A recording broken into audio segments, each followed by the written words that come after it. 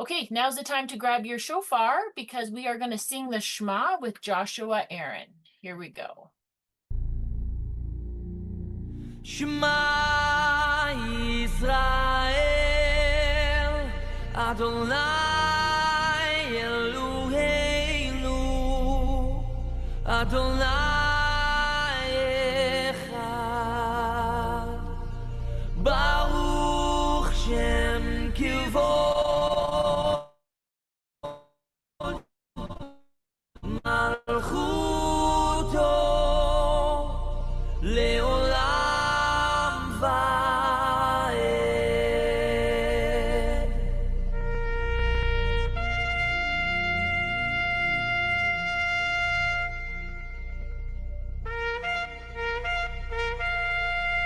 Awesome. Okay. And we can recite along with me. Hear, O Israel, the Lord our God, Jehovah is one. Praise be the name of his glorious sovereignty forever and ever. And you shall love the Lord your God with all your heart, with all your soul, and with all your might. And these words which I command you this day shall be upon your heart. And you shall teach them thoroughly to your children, and you shall speak of them when you sit in your house, when you walk on the road, when you lie down, and when you rise. You shall bind them for a sign upon your hand, and they shall be for a reminder between your eyes. You shall write them on the doorpost of your house and upon your gates. And the Torah is points true north. It's our navigational fix. It's unchanging. It doesn't necessarily mean law, although it is translated in our Bible as law. This is a hindrance of the English language. More accurately, I would say it means instructions. And who doesn't love a good instruction manual to life? If you're new on the recording or new joining us today, if you want to know what our reading group is all about, we just simply want to have a conversation today. We're just regular folks who found ourselves on this path that doesn't really have a label. You can call us Torah Aware or followers of the way, but more importantly, we believe wholeheartedly in returning and learning the ways of our Creator. We believe that Israel is a people group defined by a relationship with God. This does not mean you study to retain knowledge only. It means to study and walk it out with faith and action in our everyday lives. To Shema is a Hebrew word for hear and do the word. This is not a walk of perfection, but rather a walk of wholeheartedness. We strive to stand in alignment with our Creator to overcome the trials that we face in our everyday lives. We believe that the Torah is an eternal lifestyle. It doesn't disappear in the kingdom coming. The Messiah continues to demonstrate to us an example of how to walk it out. Obedience to Torah, our instructions for life, is wisdom and knowledge. It determines our place as God's people for the future. The question is, how do we apply the truth of Torah to our lives now? We seek out the entire context of each passage and how it fits in the whole Bible picture.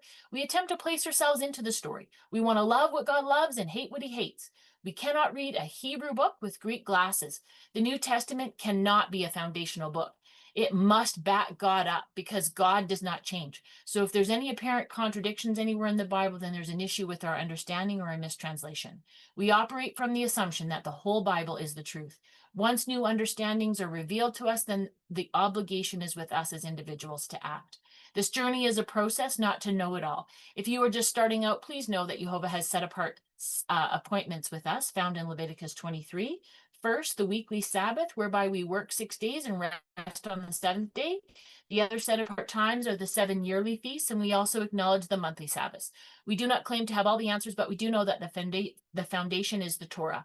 Understanding scripture requires approaching it on its own terms, and so we must be willing to be corrected and meet others with humility. Let us search out the scriptures together. We respectfully ask you place your ego aside to study with us today. Our hope is that you walk away with more understanding each week. Proverbs 3:12 says, "For whom Jehovah loves, he corrects." So, Father, help me heed your correction and strive to make my ways match your ways. If you hear us refer to the Blue Bible today, it's just simply a version of the Bible we like to read from. I like it because it has the Hebrew on the right and the English on the left, and then we can quickly look up a Strong's number because I don't speak fluent Hebrew, and so it does help when we're looking at the Hebrew. There's other larger print options available. Hebrew reads from right to left, and it's a picture language, and so oftentimes we can break down the Hebrew word to derive a deeper, more better understanding of the word. And so we use this Hebrew alphabet to do so. Just a couple of reminders. On the Zoom platform, you're more than welcome to help to invite new people to join. Just teach them about Zoom and the mute button. Cameras are optional, but they do help me when you have a question to get my attention. Please be respectful with interruptions and comments. This platform is meant to be interactive, so we kindly ask that you keep focused on the Torah portion, and there are times when I'll allow off-topic discussions when it benefits the group as a whole, and there's lots of dialogue. However, I may interrupt you if it's a monologue. We appreciate this stuff can be pretty overwhelming at first. The goal is for everyone to understand the story. Even if you can't derive an application right away, just learn the story first and the application will come. Feel free to use the chat for reactions and comments.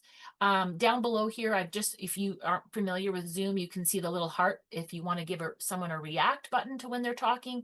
It just helps it become more interactive, as well as the comment button there in the chat. If you don't feel like speaking up and you want to make a comment in the chat, you're more than welcome to do so.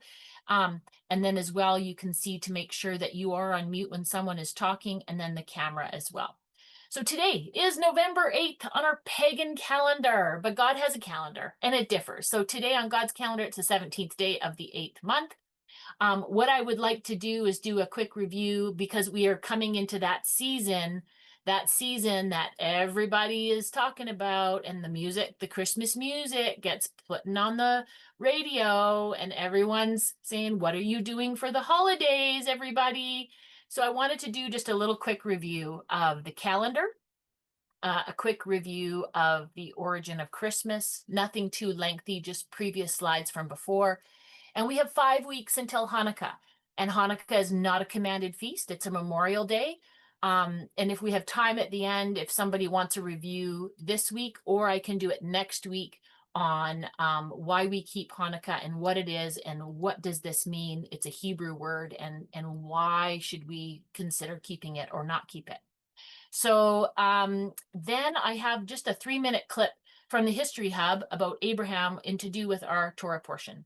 So if that sounds good, any questions? Any questions or thoughts? Are you guys good to just do a quick review of the calendar and Christmas? Yeah, nodding your head, Alex.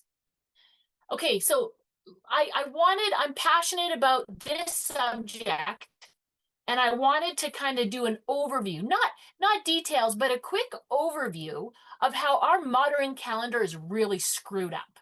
Okay, so I'm not going before Romulus in 753 BC, meaning before Christ, let's just say, or before the Common Era. So I'm just going to start there. There were 10 months, believe it or not, 10 months. And you can see how this really screwed people up, because a 10-month calendar, you would be having winter time in the summer eventually, because it would eventually roll over. It just doesn't work, right? So they had, Romulus had a 10 months, and you can see that's where the original names of our modern calendar came from. Martius, which comes from the root Mars, for March. April means Aprilis, means the opening. May means fertility. Junus, and this is why a lot of marriages occur in June. It comes from the love and marriage month. Quintilis, quint is 5, sextilis is 6.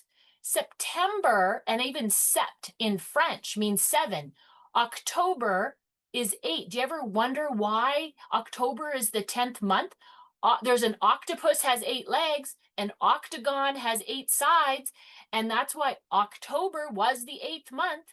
And same with November, 9, and Deci, the metric system when you is 10, it's 10, like, so this is not a new, the root of these words came from this time period. Well, that Numa Populus said, yeah, the 10-month calendar, not working. I'm going to add 2 more months. So he adds January and February, the 11th and 12th month, at the after December. Okay? And at the end of the year, which is crazy. Like, they've really royally screwed this up. He decided they needed a priesthood. The Temple of Vesta was created in 715 BCE. He created the pontiffs. And then along comes Julius Caesar. And Julius Caesar, he's like, well, that calendar is not really that great. So what he does is he makes a few changes and he moves January and February from the end of the year and he moves it to the beginning of the year. And then he names Quintilis, which is the fifth month, or Quintilis, as it was known for five. He names it July after himself, and he makes a few changes. And then he was assassinated, and Caesar Augustus comes to power. He's the first Roman emperor, and he was actually ruling when Yeshua was born. So now we're coming into that period of time. And he names Sextilis, the sixth month, after himself, August. And he also creates a few changes as well. So here's the original calendar I started talking about of Romulus, where you can see this is how it was set out with only 10 months, which didn't work. Then the Roman conquest of Jerusalem in 63 BC. Then you have a little Google snapshot of the Julian calendar. And, you know, they had to account for this and made a leap year, right? And the problem with the Julian calendar is that it was short 11 minutes and 14 seconds each year. So one day every 128 years. And over the centuries, this small error accumulated, causing the calendar to drift out of sync. So by the late 16th century, the vernal equinox was occurring around March instead of the classic March 21st, which eventually disrupted the calculation of their Easter, right? And why is this all important? Okay. I bring this up around this time because I get a lot of comments. Well, Deneen, it's not the celebration of the winter solstice because on my calendar, the winter solstice comes on December 21st. Yeah, I know. Because if you were to follow the Julian calendar still, you would see the winter solstice would happen on December 25th. But it was off by 11 minutes each year. And they actually made some changes. So when you look at the Gregorian calendar now, which evolved eventually to our Gregorian calendar, the winter solstice will look like it's on the 21st. So why I say all of that, and there's a lot of history and there's debate about the calendar, but I just wanted to give kind of an overview of why these things have occurred to know how crazy wrong it is to celebrate Christmas.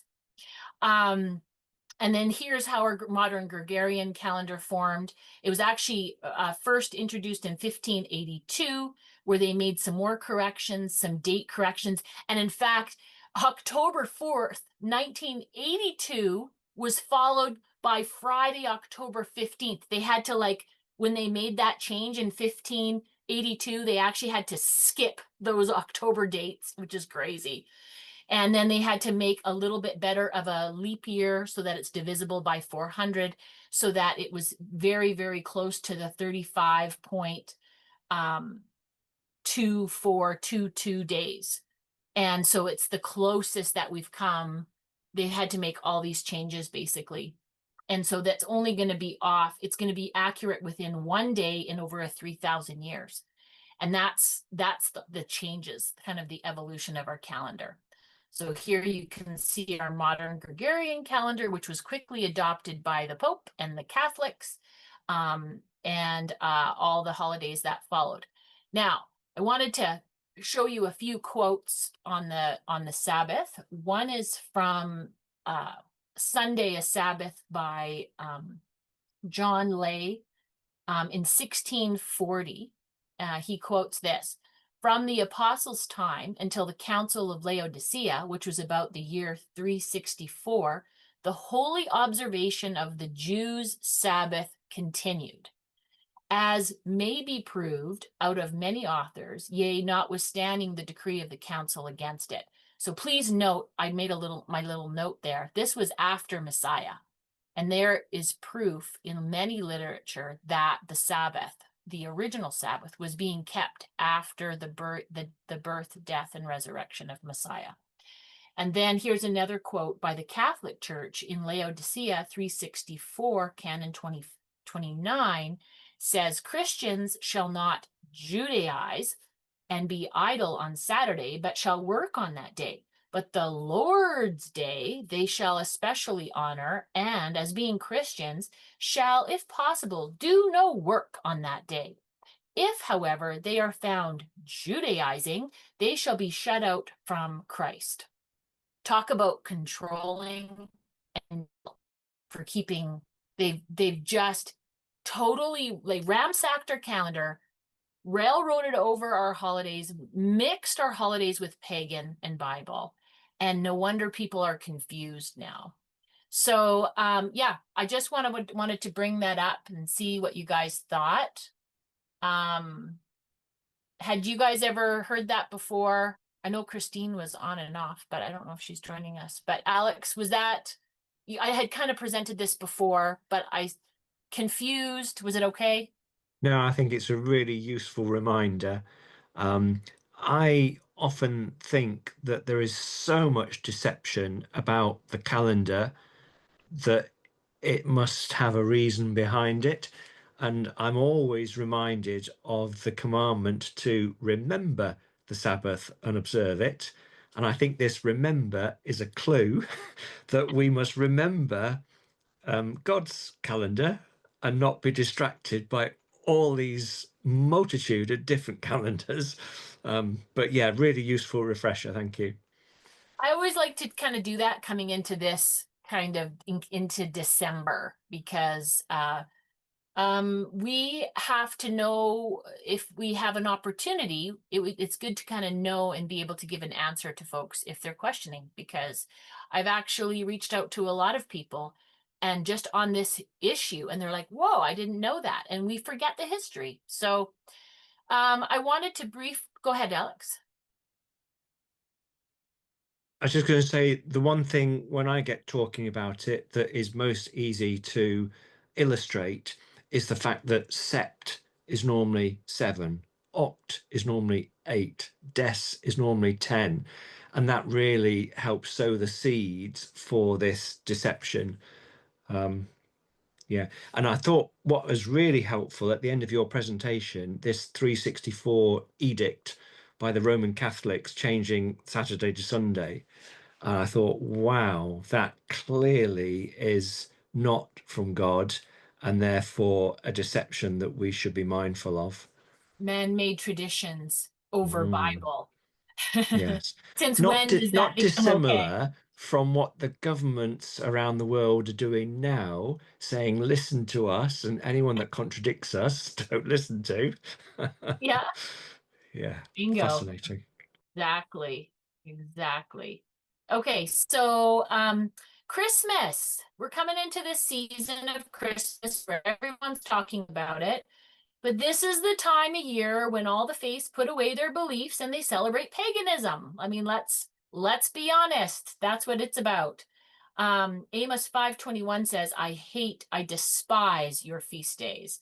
And actually, the root of Christmas is Saturnalia, and you can do a whole other study on your own time about what the Feast of Saturnalia is on December 25th.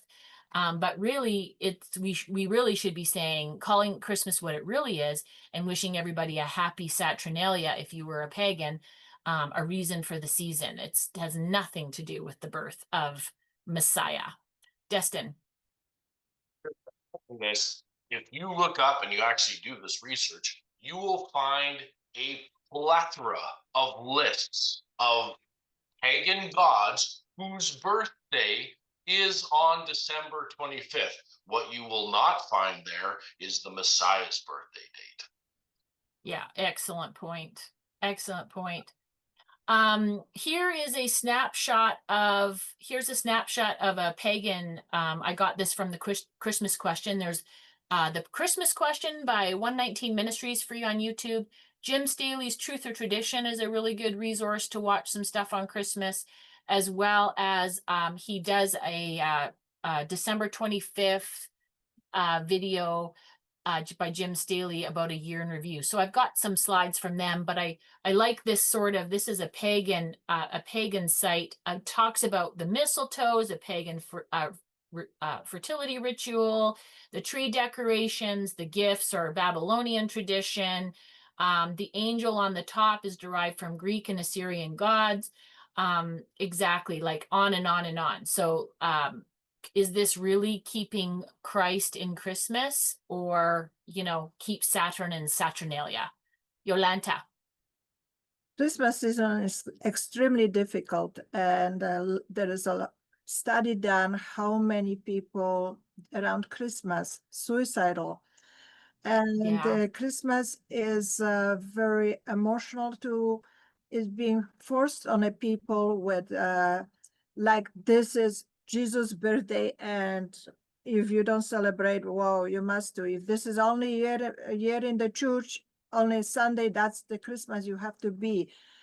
Nevertheless, there's a mega amount of little items added into that celebration, which are so connected with the symbol of pagan beliefs. And when bringing that to your life yourself, you're basically adding in the bondage of heaviness, emotionally, physically, and spiritually. Of course, you're isolating yourself. People don't want to accept that, but I consider if you're adding all those items, you're putting literally a barrier between yourself and the one you consider you want to believe who died for you. Well, just think about.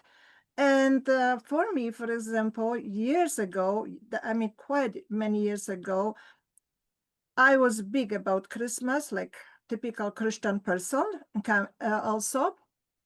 And I had this idea, I like nutcracker because, well, of course, I'm coming from Eastern European, Germanian, Polish background. So the nutcracker was my little toy for Christmas until the day it bothered me. What is the symbol of nutcracker? Until I looked up into the mythology of Germany and found out the nutcracker is the god of Germania, which is giving them strength of a promise they're going to overcome the war, kill the Jews and kill the Hebrews.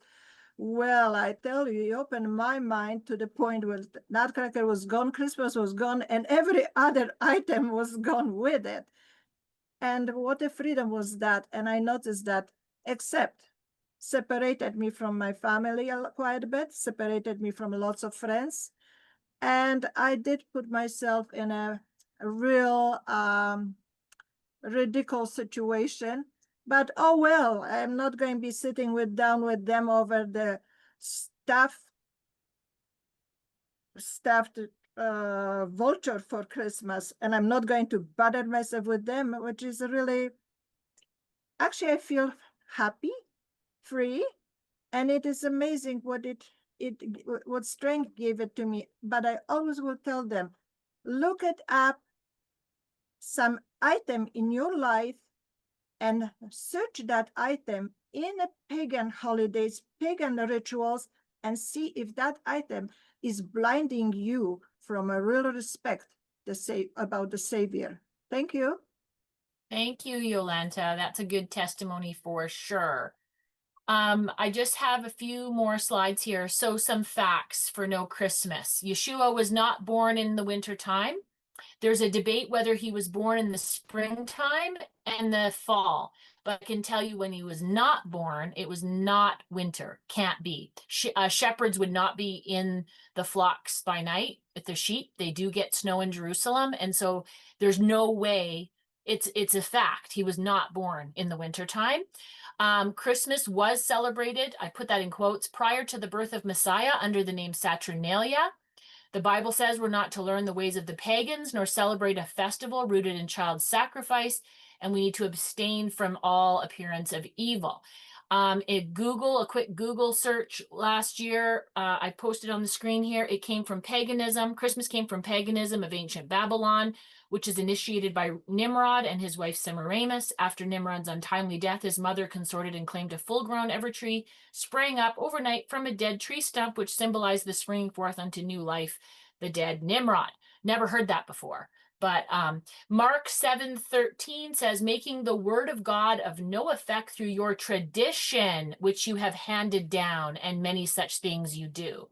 Colossians 2:8 says, see to it that nobody takes you captive by philosophy and empty deceit according to human tradition, according to the elemental spirits of the world, and not according to Messiah. 1 Thessalonians 5:22 says to abstain from all appearances of evil. And Jeremiah 10:2 says, do not learn the ways of the Gentiles. Gentiles are not Israel. We don't want to be Gentiles. We are grafted in believers. We are Israel. So the Bible, when it says Gentiles, is referring to the Gentiles as pagans. So here's an ancient Babylonian structure, and I like how the artist colored this, so you can see the tree and the we think it's an angel above there. No, it's another god.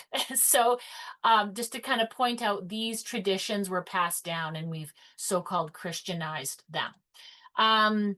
Inflaming yourselves with idols under every green tree, slaying the children in the valley of the cliffs of the rocks. That's one that's used in 119 ministries. Learn not the way of the nations. Okay, so we're going to read Jeremiah 10. Here's a quote from Epiphanes in, I don't know the year exactly, but Greeks, the idolaters, celebrate this day on the 8th before the calends of January, December 25th, which the Romans call Saturnalia, Egyptians Chronia, and Alexandrians Cecilia. Cecilia. So yeah, there's so much of this evidence. And then, as Destin was talking about, this little meme is always floating around Facebook or whatever. And I thought, ooh, this is a really good illustration to see how many other gods have birthdays on December 25th. They did cross out Buddha, Krishna, and Zarathustra. I actually did a deep dive into when those guys' birthdays were, and they're more in the spring. So I can't say for certain. I don't know where they got this, that the birthday was December 25th, but definitely Horus, Hercules, Adonis, Jesus of Rome, Mithras, Tammuz, all of these guys have celebrated birthdays on December 25th, which begs the question of, do you really think that the God of the Bible would send his son to be born in the world on so many, like on a pagan holy day? I don't think so. That doesn't seem like God's character to me. So that slide was pretty good. But like I said, I did cross out some of those because they were born in the springtime that I know. December 25th on trial. That's the Jim Staley video that I got some of this from. And I love this little slide that he has. He says, just leave it to the enemy. The enemy has a plan. He insert a god on the winter solstice, add a deity, thread it into history, and infest the church. And that's what's happened. Destin? Perfect verse that goes along with that slide. And I think it's very powerful when that slide, and you see all of these other gods on that day. And you know that Yeshua's date is not on there. Then you read Deuteronomy 12:31. You must not worship the Lord your God in their way, because in worshiping their gods, they do all kinds of detestable things that the Lord hates. They even burn their sons and the daughter in the fire as sacrifices to the gods. So just I think a powerful verse that goes along with that slide of who are you worshiping on that day. So very good. Thanks, Destin. Exactly. So John 4:22 also says, you worship what you do not know. And I think that is so true. Our kids are bowing their knee to the Christmas tree, and this is really associated with, through that practice of the god Moab, passing your children through the fire to another god. Deuteronomy 12:4-5, and as do not worship Jehovah your God in the same way that these pagan people worship their gods. We won't bow to the gods of men, Daniel 3:18.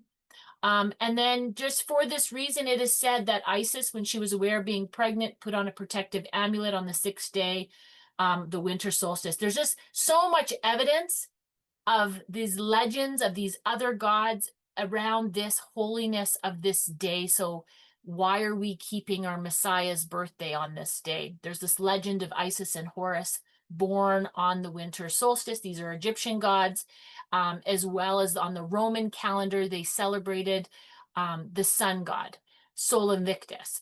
And he's on the Roman calendar, and his birthday is December 25th. And you will see that over and over. Constantine, before he converted to Christianity and had that vision of the cross, he was a dedicated Sol Invictus sun god worshiper. And he celebrated December 25th with everybody else along with their gods. You can see some ancient coins for the worship of the sun in the 2nd century, 3rd century AC, 4th century, and then the 1st century AC, and then the 1st century BC. You can see this is what's on those coins, is this Sol Invictus, the worship of the sun, of the sun god. You, Annie? Yeah, about the Sol Invictus, his sign was the sign of the cross, just not with 3 equal sides and 1 longer, but it was more like the cross of the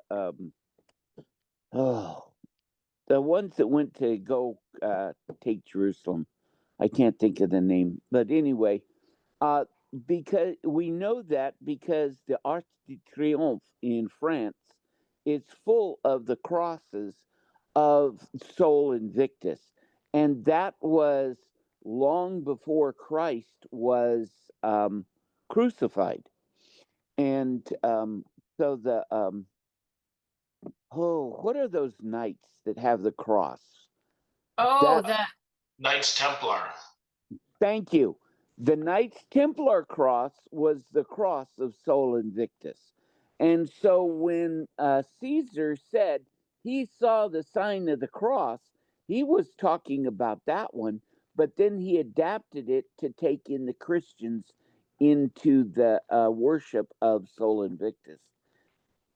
Anyway, just a snippet of history that a lot of people don't know. exactly. You're on it, Ioanni. It's a very good study for people to do of the origins of things. Absolutely. There's some more gods and goddesses. This Aztec god as well shares a birthday on the winter solstice. This Japanese sun goddess, can't pronounce the name, don't care to, but again, born on the winter solstice. Yule Day, so not just Stonehenge out in England there, Alex, but the ancient Vikings refer to Yule Day as Odin's Day. And what the rituals around this sort of thing, it all stems back from this guy, Odin. This is where we get Santa Claus from. Yeah, this is again another god. And if that doesn't convince you, here's a quote from the Church of Satan. The Christians stole this holiday from the pagans.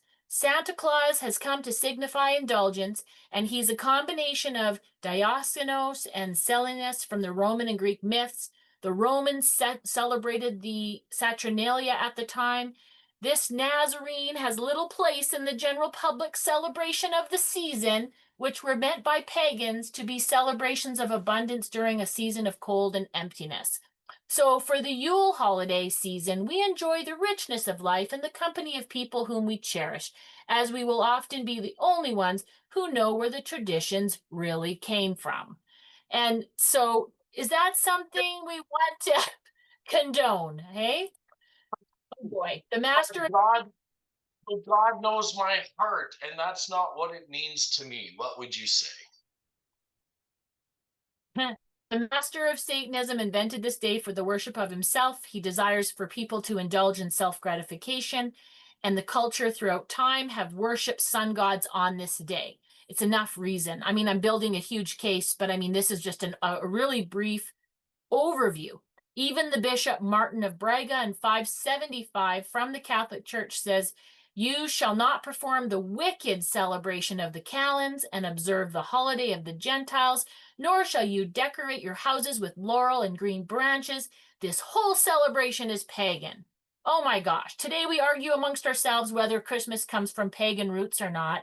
And yet here we see this 15-year-old bishop knows that it is. I mean, come on. Uh, and then I showed you some of my calendars. And these are just some funny cartoons Jim Staley has in his video, which I thought was just awesome. Your Christians now stop celebrating with the pagans, says the Catholic Church.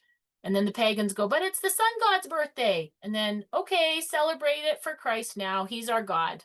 Does that make any sense? You know, this is exactly what happened. It's for to the peace of the people, and it's not right.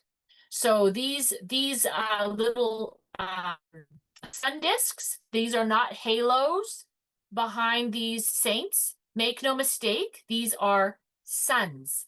This is sun god worship. Whenever you say this, I don't like these behind all of these Catholic saints and stuff. These are not halos. These are sun discs. And so December 25th was an existing sun god's birthday. Christians were celebrating it with pagan friends. The Roman Catholic Church adopted December 25th and changed the name. And then it went back in time to find any Christian writer that guessed the date that they had already chosen. Yolanta. Yes, I did study all that for many years, and I totally agree with you what you're saying. And not only that, I just want to say thank you for reminding, because as much I'm practicing for quite few years not celebrating these pagan holidays, I have to say it's very difficult to go around and see when the people are already talking about Christmas. I already see a first Christmas decoration. Your friends are decorating for shows already. And it's hard. Yes. And it's very hard. And that glitzy, colorful, beautiful decoration, it really catches you emotionally, and it kind of gives you that nostalgia is powerful, and it's just like, let me free myself one day from it completely, which I would not feel even the emotions of it, and not long for my friends, not long for my family. That's all I say. Thank you for reminding. Thank you for this study. Yes, I appreciate this, to hear this over again. Thank you. It's meant to be not like disempowering, but to empower us and remind us and inspire us to keep going and be set apart. So thank you for that. Deuteronomy 12 says, so take heed to yourself that you are not ensnared to follow them after they are destroyed from before you, that you do not inquire after their gods and say, how did these nations serve their gods? I also will do likewise. You shall not worship the Lord your God in that way, for every abomination to the Lord, which he hates, they have done to their gods, for they even burn their sons and daughters in the fire to their gods. Whatever I command you, be careful to observe it. You shall not add to it nor take away from it. So let it be an encouragement. And then, of course, I want to end with Jeremiah 10. Hear what Jehovah says to you, people of Israel. This is what Jehovah says. Don't learn the ways of the nations, or be terrified by signs in the heavens, though the nations are terrified by them. For the practices of the people are worthless. They cut a tree out of the forest, and a craftsman shapes it with its chisel. They adorn it with silver and gold. They fasten it with the hammer and nail so it won't wobble. Like a rounded post, their idols cannot speak. They must be carried because they can't walk. Don't be afraid of them. They can do no harm, nor can they do any good. No one is like you, Yahovah. You are great, and your name is mighty in power. Who should not fear you, King of nations? This is your due. Among the wise leaders of the nations in all their kingdoms, there is no one like you. They are all senseless and foolish. They are taught by worthless wooden idols. Hammered silver is brought from Tarshish and gold from Uphaz. What the craftsman and goldsmith have made is then dressed in blue and purple and made from skilled workers. But Yehovah is the true God. He's the living God, the eternal King. When he's angry, the earth trembles. The nations can't endure his wrath. Tell them this. These gods who did not make the heavens and the earth will perish from the earth and from under heavens. But God made the earth by his power. He founded the world by his wisdom and stretched out the heavens by his understanding. When he utters his voice, the waters in heavens roar. He causes vapors to rise to go up from the ends of the earth. He sends lightning with rain and brings wind from his storehouses. Every man is stupid from lack of knowledge. Let us not be stupid, guys, from a lack of knowledge. Let us know where these things come from. every refiner for the carved image. The molten image is a lie and has no breath in them. They are vanity, the work of delusion. In the time of their judgment they will perish. The portion of Jacob is not like these, for he is the former of all things, and Israel is the tribe of his inheritance. Jehovah of hosts is his name. What does that mean? Jehovah of hosts. Hosts is this word tesaba.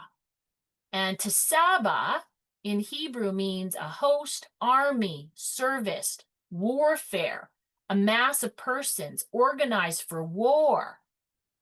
So you want to come against the Jehovah of hosts, who's organized to do battle? No. This is this Jehovah of hosts. So no, we don't want anything to do with those kinds of things. Okay. Now, that's all I have there before we go to our Torah portion. That's longer than I wanted to go, but how's everybody doing? Matthew and Kim, I asked my Christian family how Christians are being set apart when non-Christians celebrate Christmas, which is what the Bible says to be set apart. Also, one of the largest Christmas trees in the world in the mall in Dubai, a Muslim nation. Isn't that? I did not know that. One of the it's in Dubai? Oh my word. Yeah. Not good. I did not know that. I thought I wasn't sure exactly about, do Muslims celebrate Christmas? Not that I'm aware of, but I can try and find that large Christmas tree. I saw it on a Discovery Channel show a couple years ago that Dubai has one of the largest Christmas trees. Unbelievable. Unbelievable. Wow. So it's hard to be set apart, but I just wanted to encourage you guys all that you're stay strong in this season. And yeah, it's just good to I like to review the history so that if I'm asked, I can provide an answer. So people are going to do what people are going to do. But if I'm asked, then yeah. Destin. Encouragement as well. I mean, this is all hard, and we talk about, and we all have our stories of how hard it was coming out of paganism to follow the Torah and the feast days, and it's that in and of itself makes you feel isolated, like you're the only one. But in that is actually a blessing and an encouragement, because the path that leads to destruction is wide, and the gate is broad, and there are many who pass through. But the road to salvation is narrow, with a small gate, and there are few that find it. What does that tell you? The second that you find yourself being part of the world, part of the many, part of the majority, that should be your first clue that maybe it's not aligning with Jehovah. The second that you feel discouraged because, am I the only one who sees this? Am I the only one who follows this? Then you're part of the few. So I think in that bit of a dilemma is actually a great blessing that might be on the right path. Awesome. Okay, everybody, let's start our Torah portion. Vayera, and he appeared. Notice the picture. You got Abraham and you got three messengers coming towards him. What is this portion all about? And who appeared? Who appeared to who? Vayera means and he appeared. I'm just going to do a quick overview of what we're going to read today. We're going to start in Genesis chapter 18. We're reading all the way to 22. And so Jehovah, I am suggesting Jehovah appeared to Abraham, or somebody maybe of his representative, that these angels announce a son's going to be born to Abraham and Sarah. Abraham negotiates with Jehovah about Lot and his family being spared. They have a negotiation going on. Two of those three messengers go to Sodom and meet Lot. So what happens to that other messenger? Why does it take three messengers to go to Abraham and then only two go into Sodom? That's interesting. Men of the city surround Lot's house and demand he turn the men over. Lot protects his angel guests by offering his virgin daughters, and the men refuse Lot's offer. The warning comes that Sodom's going to be destroyed. Lot and his family are spared and escape. Fire and brimstone rain down on Sodom and Gomorrah. Jehovah remembers his promise to Abraham. Lot's daughters are disobedient with their father, and we get the birth of the Moabites and the Ammonites. Jehovah protects Sarah from becoming the wife of King Abimelech. Sarah births Isaac. Ishmael is sent away.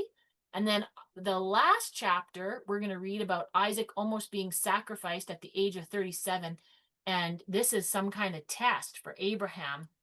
And so that's what our Torah portion is generally about today. So we see in Bereshit this creation of the world. Then we have the destruction of the flood with the Torah portion Noach. We had this Lech Lecha last week, this partnership between Abraham and Jehovah, where man and God work together. But now we're on the path for more destruction again of Sodom and Gomorrah in this Torah portion. Again, I wanted to remind you of this slide where God wants to be with humans, but we keep screwing it up and someone stands in the gap. And so this portion is no exception. We had the flood with Noach, destruction by water, and now Sodom and Gomorrah is going to be destroyed with fire. And so there's kind of a parallel there, right in Genesis. Okay.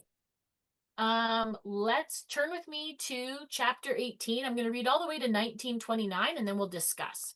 Okay, so here we go. And Jehovah appeared to him by the oaks of Mamre, and he was, Sarah, let me just stop my screen here.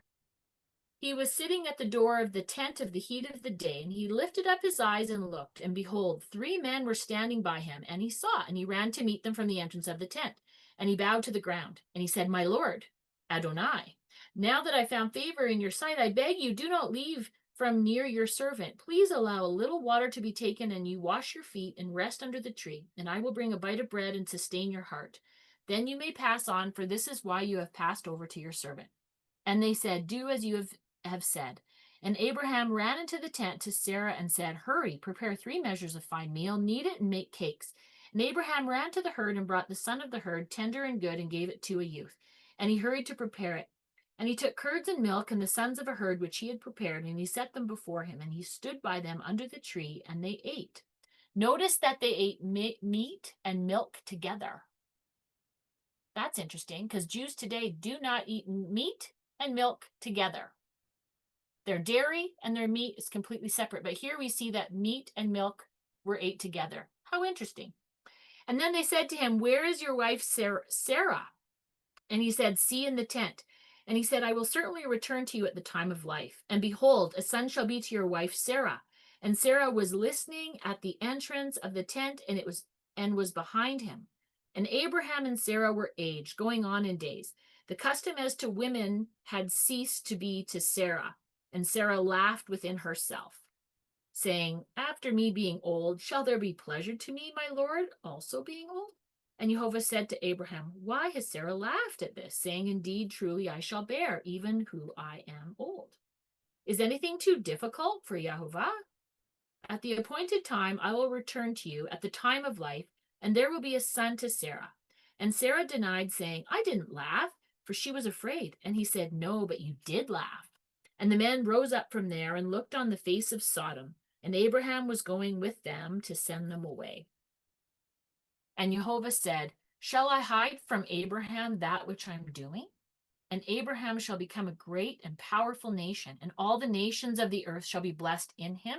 For I have known him, so that whatever he may command his sons and his house after him, even they may keep the way of Jehovah to do righteousness and justice, to the intent that Jehovah may bring on Abraham that which he has spoken of him. And Jehovah said, The cry of Sodom and Gomorrah is great, and their sin is exceedingly heavy. I will go down and see if they have done all according to the cry coming to me, and if not, I will know. And the men faced around from there and went towards Sodom, and Abraham was still standing before Jehovah. And Abraham drew near and said, Is it so? Will you cut off the righteous with the wicked? Perhaps there are 50 within the city. Is it so you will cut and not spare the place for the sake of 50 righteous ones that are within it? Far be it for you to act in this way, to put to death the righteous with the wicked, that the righteous should be as the wicked. Far be it from you, the judge of all the earth. Shall he not do right? And Jehovah said, If I find 50 within the city in Sodom, then I'll spare all the place because of them. And Abraham answered and said, Behold, I beg you, I have undertaken to speak to the Lord, and I am dust and ash. Perhaps there will be lacking from 50 righteous. You will destroy the city for 5. And he said, if I find 45 there, I will not destroy. And he continued to speak to him and said, perhaps 40 will be found there. And he said, I will not do to it because of the 40. And he said, please do not let my Lord be angry that I may speak. Perhaps 30 will be found there. And he said, I will do to it if I find, I will not do it if I find 30 there. And he said, behold, now I have undertaken to speak to the Lord. Perhaps 20 will be found there. And he said, I won't destroy because of the 20. And he said, let not my Lord be angry now that I may speak only this time. Perhaps 10 will be found there. And he said, I will not destroy because of the 10. And when he had finished speaking to Abraham, Jehovah left, and Abraham returned to his place. And the 2 angels came into Sodom at evening, and Lot was sitting at the gate of Sodom. And Lot saw, and he rose up to meet them, and bowed his face to the earth. And he said, behold now, my lords, please turn your servant's house and lodge, and wash your feet, and rise early, and go to your way. And they said, no, for we will lodge in the street. And he urged them, and they turned to him, and came into his house. And he made a feast for them, and he baked cakes, and they ate. Before they had laid down, even the men of the city, the men of Sodom, surrounded the house from the young to the aged, all the people from the limits. And they called to Lot and said to him, where are the men that came to you tonight? Bring them out to us, that we may know them. And Lot went out to them to the door, and he closed the door behind him, and he said, my brothers, please don't act evilly. Behold, now I have 2 daughters who have not known a man. Please let me bring them out to you, and do to them as you see fit. Only do not do a thing to these men, because on this account they came under my roof. Okay, I want to stop there and discuss. Okay, crazy story, you guys. Yolanta. The question was, see, when the 3 came to Abraham, see, when Jehovah came with 2 witnesses, because it's been said, he came to announce the destruction of basically judgment on Sodom. So he came with 2 witnesses to fulfill the right of the information. Now, I like it. Now, when it comes to, I can never find any information why Abraham was using 50, 45. Was he taking a time? What I kind of counted, he was thinking about Lot and his family, Lot and his friends. Maybe that was the number. I don't know. Thank you. Yeah, that's my theory too. I have a slide for that, Yolanta, coming up. Yeah, you, Annie.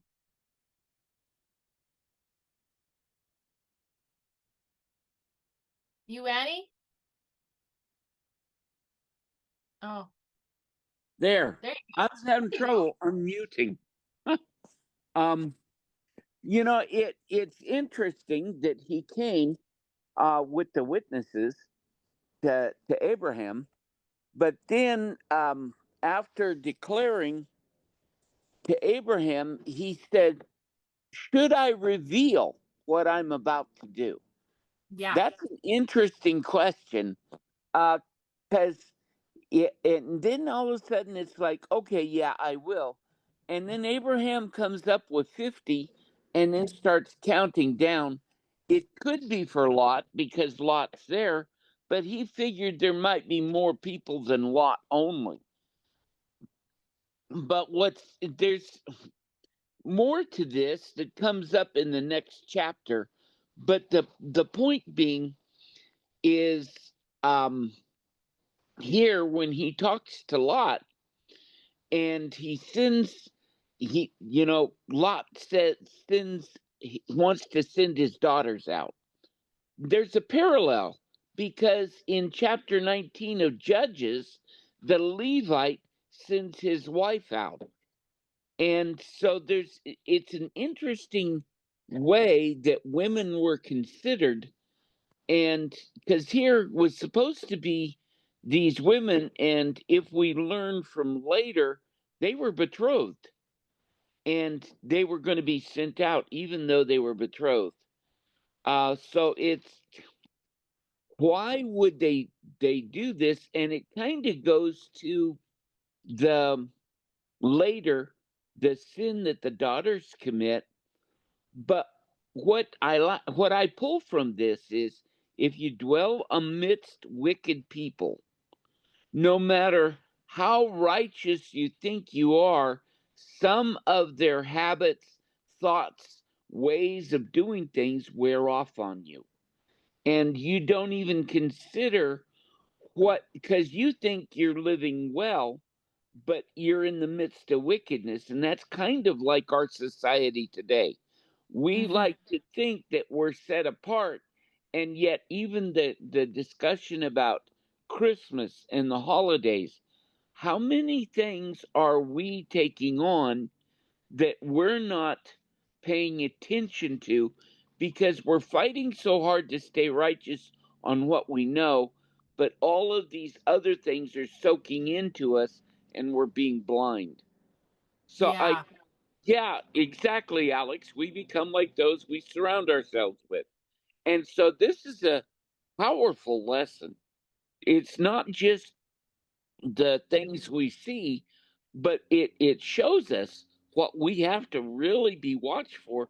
Because when Lord says, "Come out of her, my people, and be set apart," He really means it. Yeah. Well said, you Annie. Well said. Yolanta. Agree, totally agree. But there is also, we have to remember, this is a very beautiful story, and it might even take longer time than we want to even debate about. We have to remember this is a war, and this was with the power and principality. So when Jehovah came to announce he is reaching to the judgment, he is reaching a serious judgment over Sodom. Now, he's coming to Lot when so I'm coming to the next step. And Lot, of course, blessed his soul with the great ideas. He already decided how he's going to deal with them. Welcome, hide, maybe please come to my place. No, we're going to do something else. We're going to go across. He wants to be known to Sodom people. He wants to be recognized, and he wants to deal with them. Now, he's not dealing just with the sin of Sodom, which was a great. He's dealing also and greatly, and he wants to deal with the, of course, demonical oppression over Sodom people, and was a very great. So now, to trying to understand what Lot is trying, yes, we guilty are for humans were they're guilty. Sodom people were very guilty for whatever they were doing.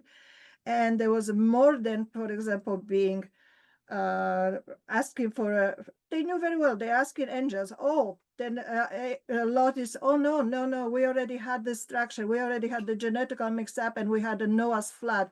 So he's offering the daughters, and he's offering there's virginity, and he's offering this because why? Because they were not only women to be offered, but there were children, girls offered to sacrifices, very important, which they had to be, of course, a virgin.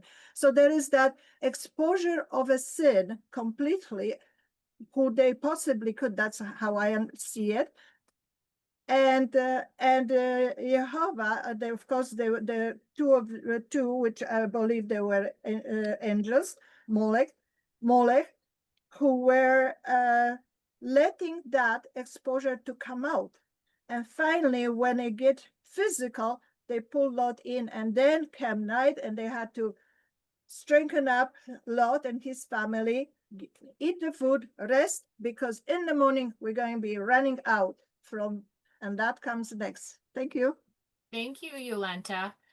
Yeah, Well, so there's a lot going on here. Let's go ahead, Matthew. So, my rabbi explained it to us last night that this was a test to see when he says, "Should I reveal this to Abraham?" It was testing, Yahweh wanted to test Abraham to see where he was at in his faith, to see how his reaction would be when he revealed what he was going to do to Sodom and Gomorrah. to see where his heart was. So that's how it was explained to us last night in our Torah portion. Interesting. So, that is a good point, considering we're going to read in chapter 2 that Abraham is tested again. So why, I have a question. What are we hoping, what does Jehovah hope to prove and show with this testing? You, Annie.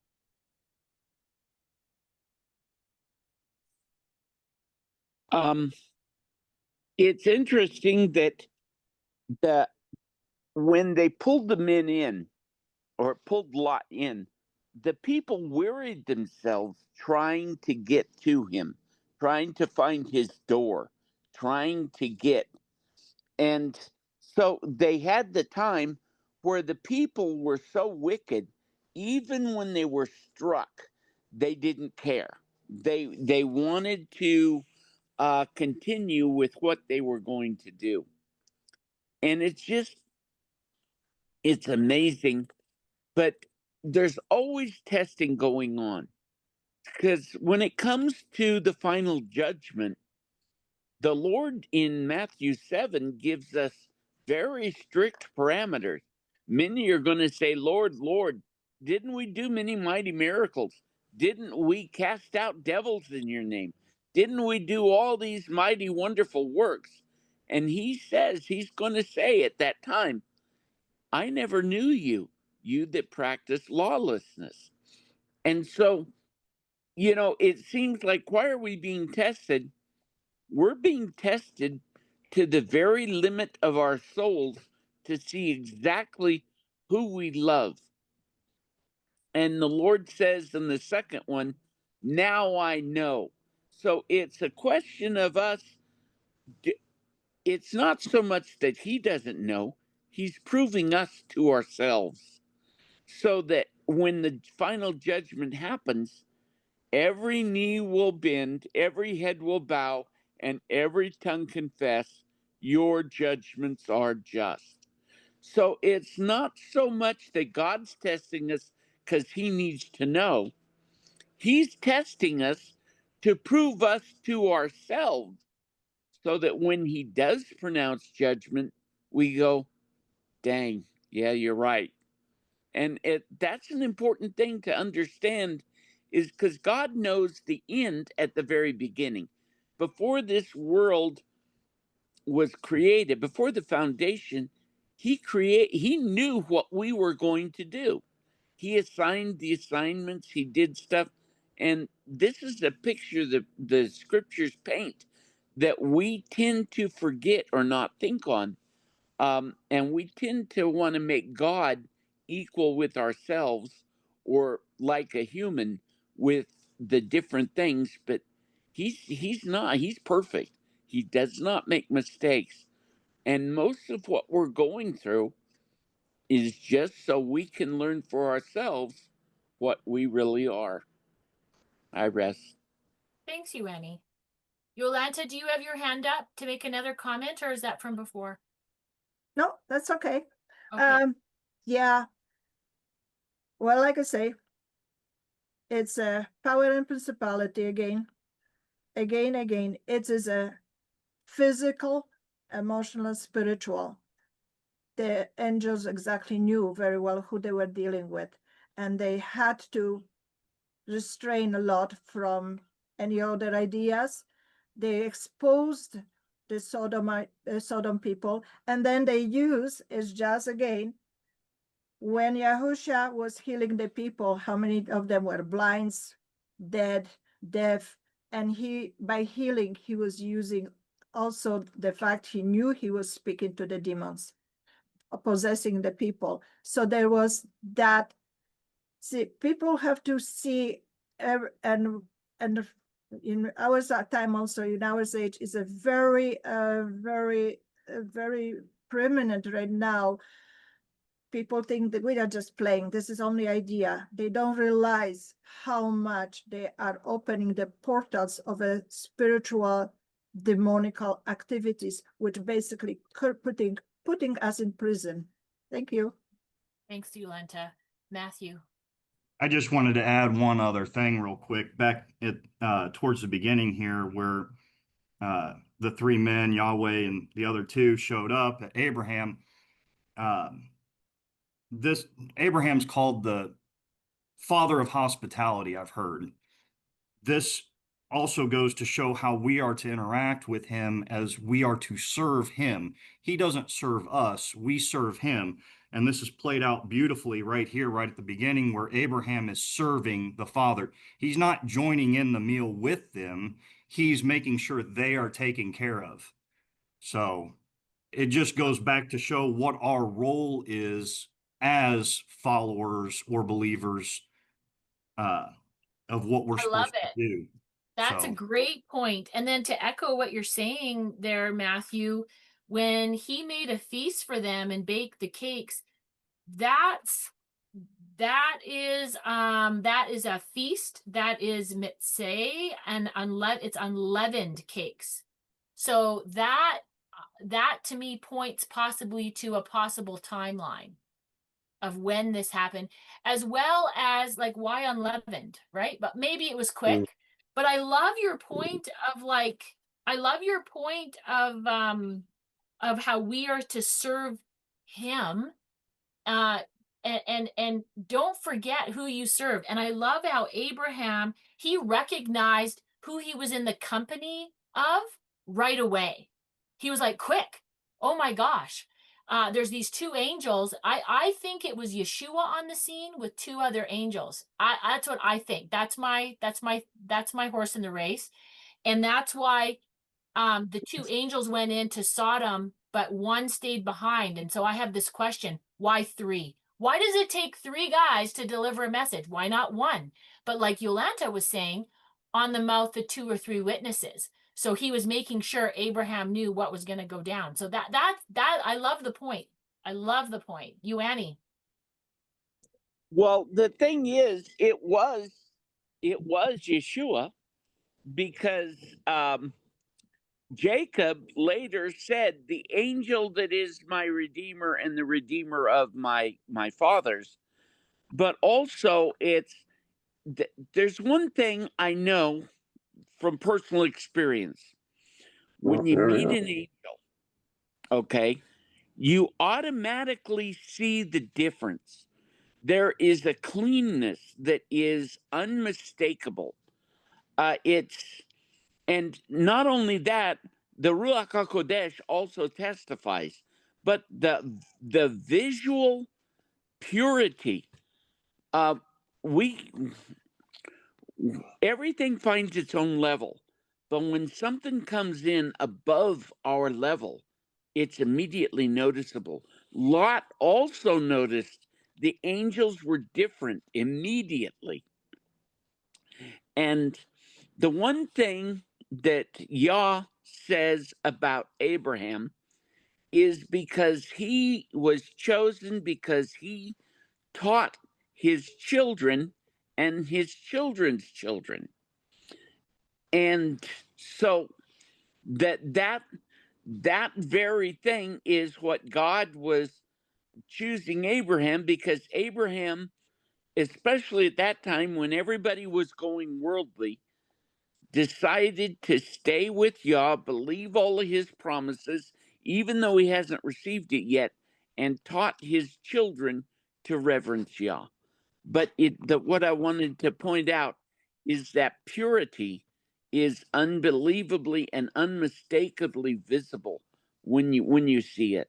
I like that point, you, Annie. I like that point of like you recognize. I see what you're saying. Yeah, I never thought about it that way. I like that point. Destin. Guys are all over it, loving the comments. And I see something as well, and it's you guys are talking all about it, so I have to speak up. It's so good. And Jehovah said, "Shall I hide from Abraham that which I am doing?" That's what Ioanni brought up. This is huge. He's debating this witness, this prophecy, if you will. You know, I believe he's not just talking about that which he is about to do, but in the zoomed out overall timeline of biblical prophecy from beginning to end of those things from ancient times, this is one of them, to those things that have happened, to those things that I will do again and will happen. This is how Jehovah's cyclical nature works. Yes, this story is talking about a timeline, but yes, there's also another message, another working of how he's going to bring what he's doing here into the times that we are about to come into. And it's very interesting. I'll try to be quick. This is definitely something that's coming. Luke 17 says this exact same thing. Actually, Luke 17, Luke 22, and Luke 30. And as the days of Noah, we all know this verse, when he's talking about this second coming of his, as in the days of Noah, so shall it also be in the Son of Man. They did eat, drink, married wives, married until Noah went into the ark and destroyed them all. Likewise, and we always skip over this, likewise, also in the days of Lot. What's the days of Lot? So we all talk about the giants, and we just talked about and read about the flood, where God destroyed the world with water. Now we're also talking about this days of Lot, where Sodom and Gomorrah are also about to be destroyed. And there's a huge mystery of when this is going to happen. Under 2 or 3 witnesses, a matter is established, just like Deneen was saying. I'm 100% with her. This third witness, or the 3 attributes of God, the Father, the Son, and the Holy Spirit. And then there's the 2 witnesses. Which one was missing? You tell me. But this, going back to this, as in the days of Noah, so know what the days of Noah are like, to be warned about the end times. He also links in together, oh my goodness, be warned about the days of Sodom and Gomorrah, the days of Lot, to know what is going to happen. This is very interesting. If you look up that word Sodom in the Strongs actually means fire or burning. And how did he destroy Sodom and Gomorrah? With fire or burning. Then if you look up that word Gomorrah, Gomorrah means submersion or water or flood. Oh my goodness, there's meaning behind the names, and it goes so deep. What happened? What does he say in Matthew 3 to help link some of these things together? It says, I indeed baptize you with water unto repentance, but he that comes after me is mightier than I, whose shoes I'm not even worthy to unlace. And he shall baptize you with Holy Ghost, Ruach HaKodesh, and fire. But wait, I thought baptism was in water. Maybe we can equate this overall story of baptism, of dying and raising again, just like the world was baptized or flooded in water, and in his second coming, he's going to come with his Holy Ghost to baptize with fire. We always talk about the baptism and the destruction of the flood. What about the baptism and the destruction of fire, just as in Sodom and Gomorrah? And this is a huge, huge timeline. It is definitely, in my mind, talking about something grander, something big. So in Jehovah's own words, of something that I'm not going to hide my face from Abraham. I'm not just telling Abraham this. I'm telling him to write this down so that you who are reading this in today's age are getting this overall concept of, oh my goodness, this is a timeline. Because do we read anywhere in biblical prophecy about 2 witnesses and about what timing they might appear to Lot in the night, oh my goodness, maybe there's some clues there. And just like Deneen pointed out, which I think is one of the hugest points, you can consider it coincidence if you want to. But when the two witnesses came in the middle of the night, the first thing that Lot does is recognize them, bring them into the house, serve them, but more importantly, he feasts with them. What feast day do you look up that word cake in verse, like Deneen said, in verse 3, it is 4682. It is the Matzaha. Oh, Deneen will correct my pronunciation. Matzah. It is matzah. It is unleavened bread. This is a clue that this may just have happened, going, oh my goodness, Lot was watching, going through all this, and he sent him two witnesses during the Feast of Unleavened Bread. Maybe this is a clue of when two witnesses just might be appearing in the baptism of the fire, the second baptism of the earth, or the second coming from the first baptism of the earth, the flood, the baptism knowing from the flood, and the destruction of Sodom and Gomorrah to be flooded by, to be baptized with water, and Gomorrah to be baptized with fire. It is definitely talking about something bigger. I don't know if what I've just put together is exactly it, but there is something there. Well, let's finish reading, because we only got, I guess I shouldn't have stopped at verse 8. I want to read all the way down to when Lot goes to Zoar. So let's just finish that, because we're having such good discussion that let's start in verse 9 here. And they said, stand back. So we got Lot in the house with his family. The angels have come into Sodom. And here we are in verse 9. Stand back. And they said, this one came in to visit, and must he always judge? Now we will do evil to you rather than to them. And they pressed on the man upon Lot violently, and drew near to break the door. But the men put out their hands, pulled Lot to them into the house, and shut the door. And they struck the man at the door of the house with blindness. From the small to the great, they struggled to find the door. And the men said to Lot, who still is here to you? Bring out of this place your sons, your son-in-laws, your daughters, and whoever belongs to you in the city. For we are about to destroy this place. For the cry of them is great before Jehovah, and Jehovah has sent us to destroy it. And Lot went out to speak to his sons-in-laws, those taking his daughters, and he says, rise up, go out from this place, for Jehovah is about to destroy the city. And he seemed as one joking to his sons-in-laws. And when the dawn rose, the angels urged Lot, saying, rise up, take your wife and your two daughters who are found, lest you be cut in the perversity of the city. And he lingered.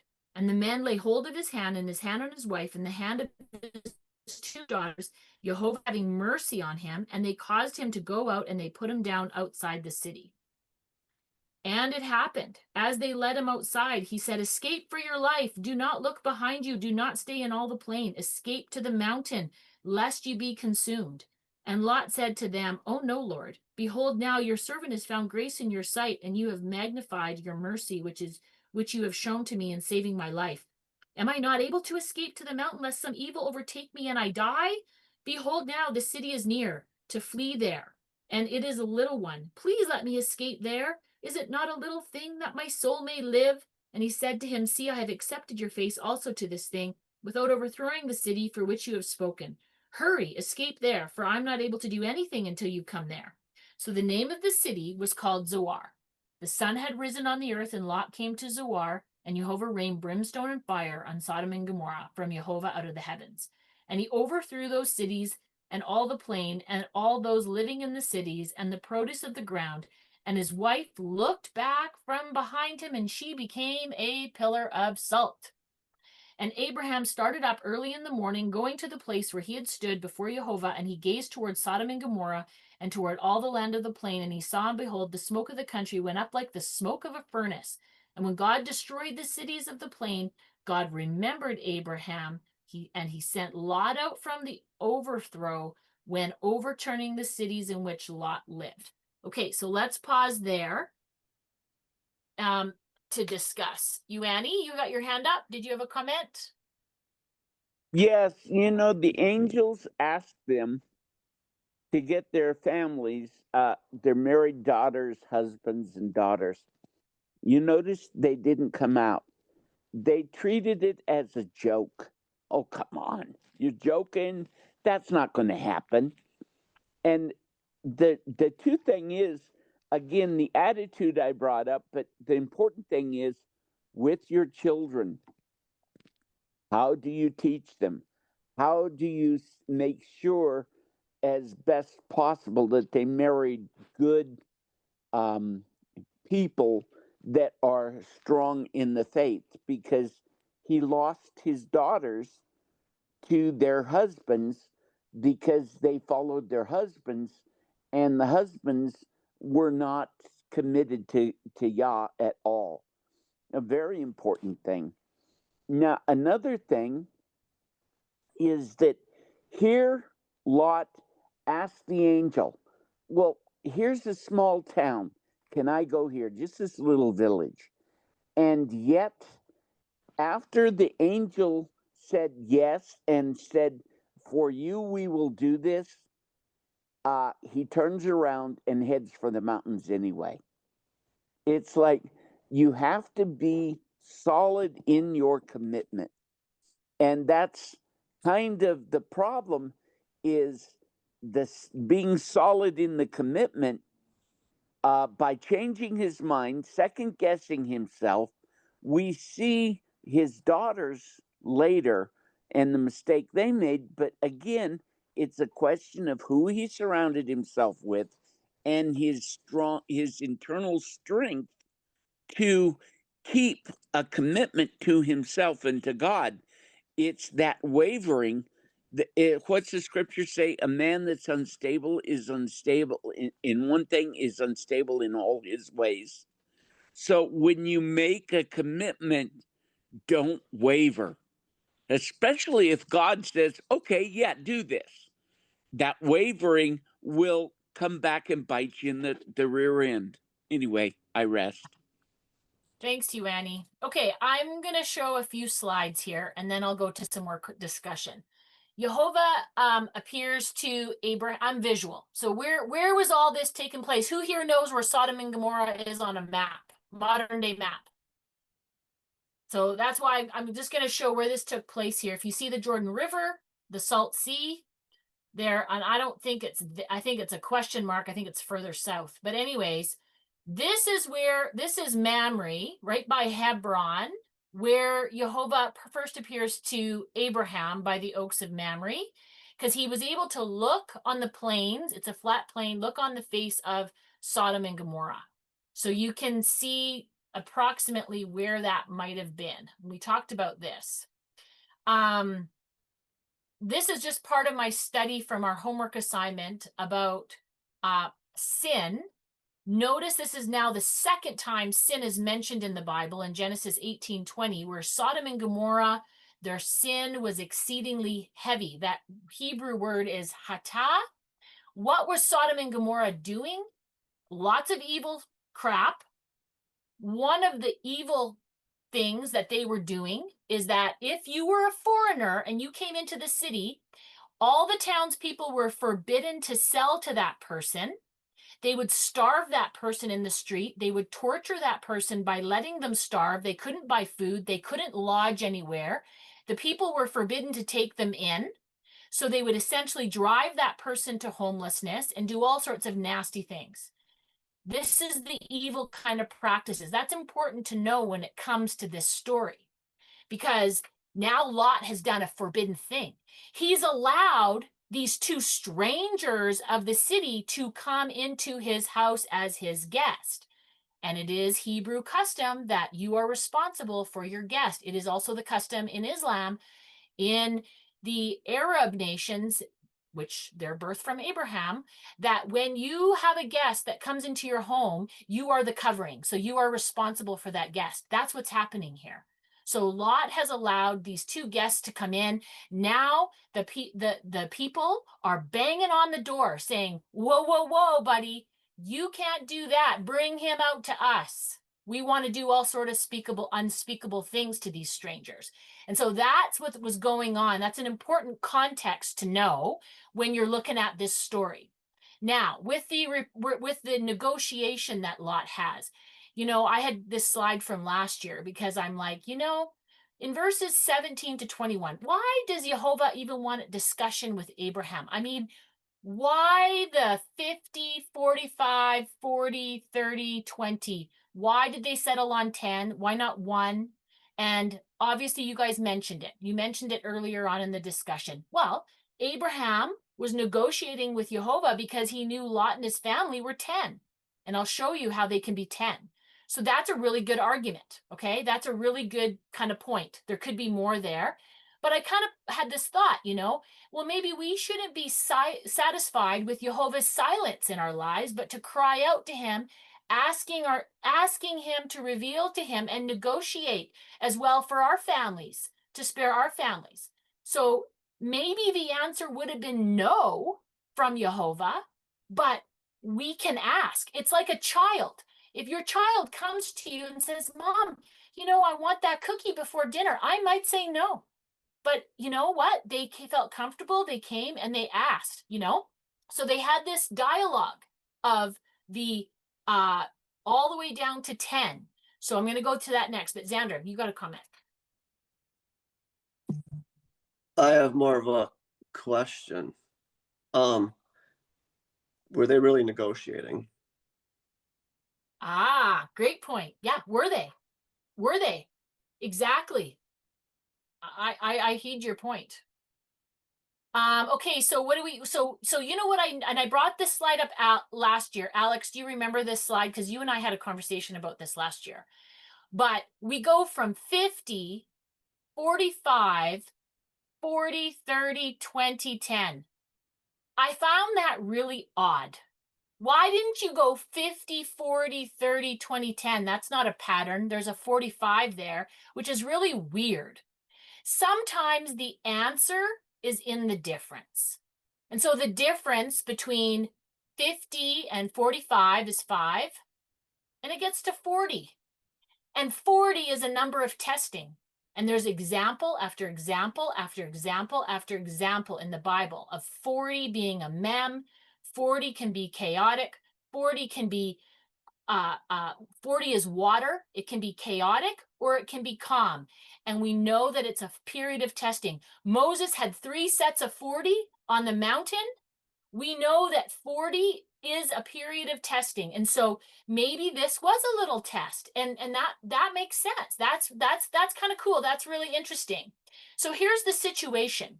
You got 2 messengers instilled with a mission to go and destroy Sodom.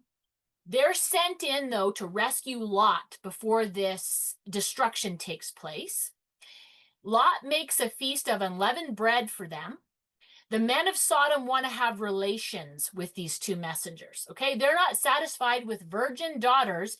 They want to have some relations. To know them, look that up in the Hebrew of what they were saying. Bring those 2 men out to us. We want to know them, okay? So we have to understand our biblical definition of marriage, very different, okay? So this is not very nice what they were doing. So Lot offers them the 2 virgin daughters. They don't accept this. The 2 messengers plague the people with blindness and tell Lot to escape. The sons-in-law think that Lot is joking, and that's kind of bizarre. How can he have sons-in-laws if his 2 daughters that he offered are virgins? That gives us the calculation of how many people were in Lot's family. So here's the little situation. Can you imagine being Lot, right? You got this madhouse of people outside your door. You have your 2 sons-in-laws who were joking. And if you have sons-in-laws, you have daughters. So those two sons-in-laws are married to two of his daughters. Now, he has two virgin daughters that he offers. So that means he has 1, 2, 3, 4, 5, 6. And then it also says that he has two sons. So he has a total of 8 people in his house, plus Lot and his wife. That's 10 people. And that's the rationale of why Abraham set on 10 people when he negotiated with Jehovah. So now can you imagine being Lot? You're sitting outside the door. You're just like, oh my gosh, what am I going to do? I'm supposed to protect the people in my house. I know that fire and brimstone, this destruction is coming to this evil place. And he's like, what the heck is going on here? Why did Lot not want the two messengers on the street? I kind of answered that question because we know what they did with strangers in that town. Why does he call them in verse 2? He says, we have to know that word Lord is Adonai.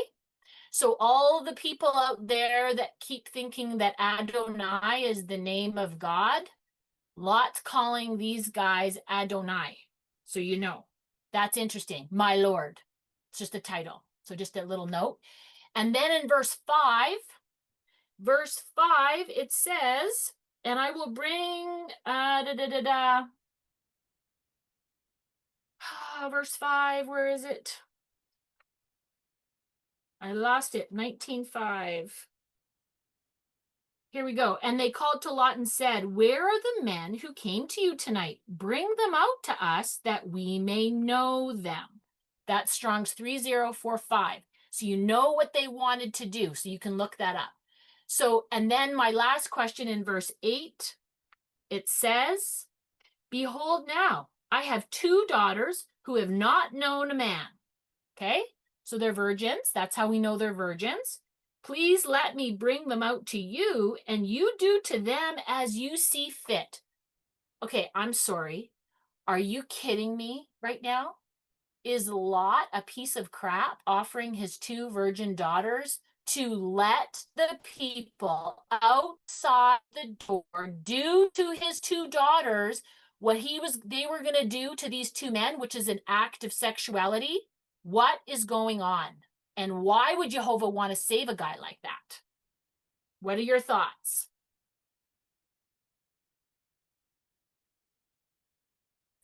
So I have a thought that we should read the verse in its entirety. Okay. And he said, please, I have 2 daughters who have not known a man. Please let me bring them out to you and do to them as is good in your eyes. Only do no deed to these men because they have come under the shadow of my roof. So it's clearly connected with protecting the men. It's not in isolation. Here's my daughters, do what you will. It's all tied into this. I'm not saying that that's the right thing to do, but I'm just saying it's clearly somehow connected with protecting these visitors that have come into his household. Protecting the visitors at the expense of his only 2 daughters. Remember, they're virgins. Yeah, I know. I can't make He's sense of that. subjecting them to a brutal rape, as it would appear, who have never been with a man before, and he's going to offer them up to the mob outside over these 2 men that are under his roof. Excuse me? Yes. And what you're saying is that the people outside wanted to do this horrible deed to the men that were inside his house, and he offered his daughters in exchange. I can't fathom that out. Right. Okay, thoughts, Yolanta? Yes, I agree with you guys. Extremely difficult part to trying to understand that. But we also have to look at, was Lot thinking also about the fact they weren't only searching for sexuality. Like I say, sacrifice meant a blessing. So if you take my daughter's virgin on the top of that, then you will be satisfied. But please, dearly, leave my visitors alone and I think that's probably the most logical way, is kind of like, so it's a war situation. And the war situation, when you're playing the chess with somebody, you will put the pawn in front of the king. You will not sacrifice your king because you lost. You will give the least, the most important. All I have to offer you. I know who you are. I know what you want from me. If you are pressing me to that point, then I'm sure. And we know very, very well Abraham came to that spot, and everybody says it was a kind of, yes, was a testing. Maybe he was also asking mercy, but maybe he said he felt like, this is what I'm being put to it. This is what I have to offer. Thank you. Okay. So it's like a chess game, you're saying, and he was like, it's the lesser of two evils sort of thing. Okay, Destin, and then you, Annie, and then I have a thought. You're on mute, Destin. Oh, familiarize yourself with the mute button. Well, I think that it's as in the days of Noah is related to the angels, which is the fallen angels, which is related to this story of the days of the sons of God of Sodom and Gomorrah. Now in Jude 1:7, we're given a little inkling as to why. Even as Sodom and Gomorrah and the angels, which kept not their first estate, but left their own habitation, he hath reserved in everlasting darkness in the judgment of the great day. Even as Sodom and Gomorrah and the cities round about them in like manner, giving themselves over to fornication and going after strange flesh, are set forth in examples, suffering the vengeance of eternal life. Now, if you go into this fornication event and that strange flesh event, yes, exactly. That's why the children of Sodom and Gomorrah were seeking the men. They wanted to seek strange flesh and bad fornication acts with the men, which is, I believe, why Lot gave his daughters, whether they're a virgin or not, doesn't matter. But here, have my daughters, because he knew that's not what they desired. They, just like the spirit of Antichrist, didn't desire women. They were evil in their hearts continuously, seeking strange flesh. One man lying. So the answer was my answer exactly, is that Exactly. they offered, Lot was delaying because he knew that they wouldn't want them. And so he was scrambling and he was delaying. And he offered the daughters because he knew at the end they would reject them. He was buying time. And that's my theory. Yolanta? Yes, I agree. Also, I just found this little information in Aramaic Targum, which it says exactly they did search for a sexual relationship with the angels, and also and Lot pleaded, and he said, I pray, my brethren, do not do this wickedly. It's exactly what Dustin said. No more of this genetical mix, and that was also very strong, powerful protection Lot pleaded for. You, Annie, thank you. You, Annie?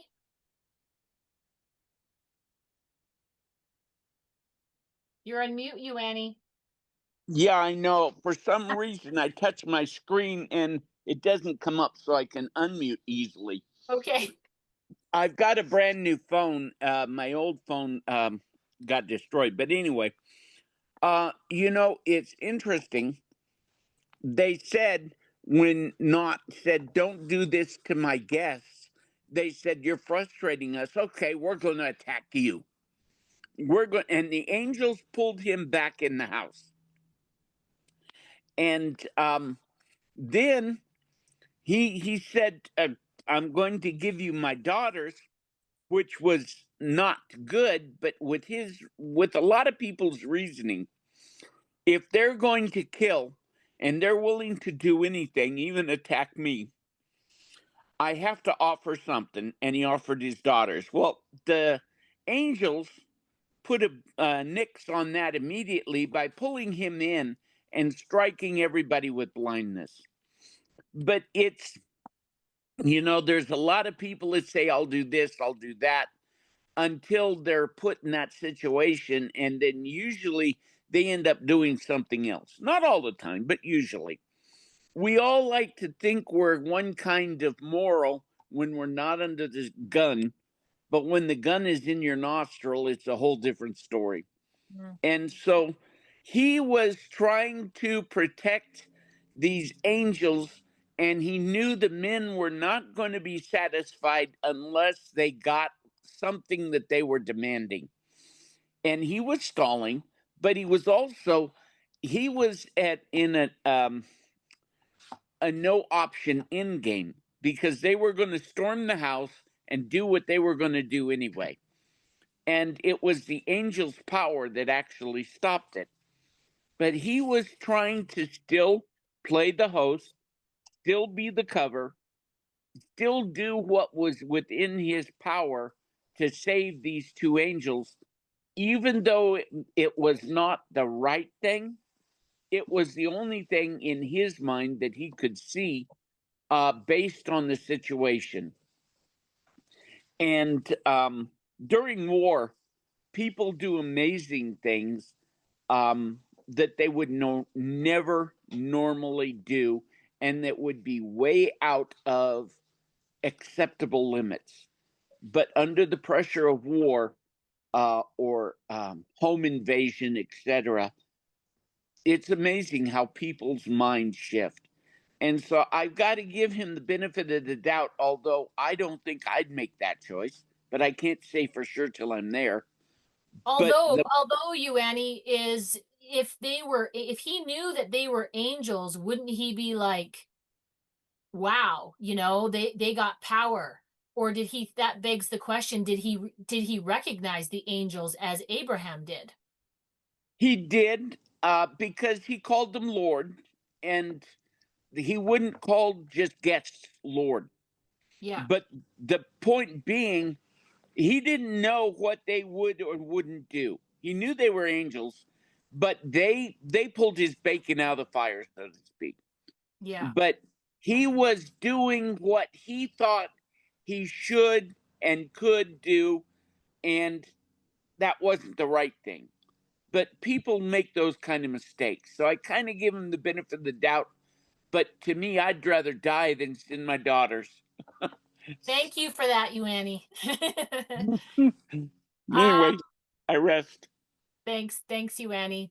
Really cool to bring Bible to kind of modern day life. If you look at Google Maps on your screen here, you can see where this area is just south of the Dead Sea, Sodom and Gomorrah.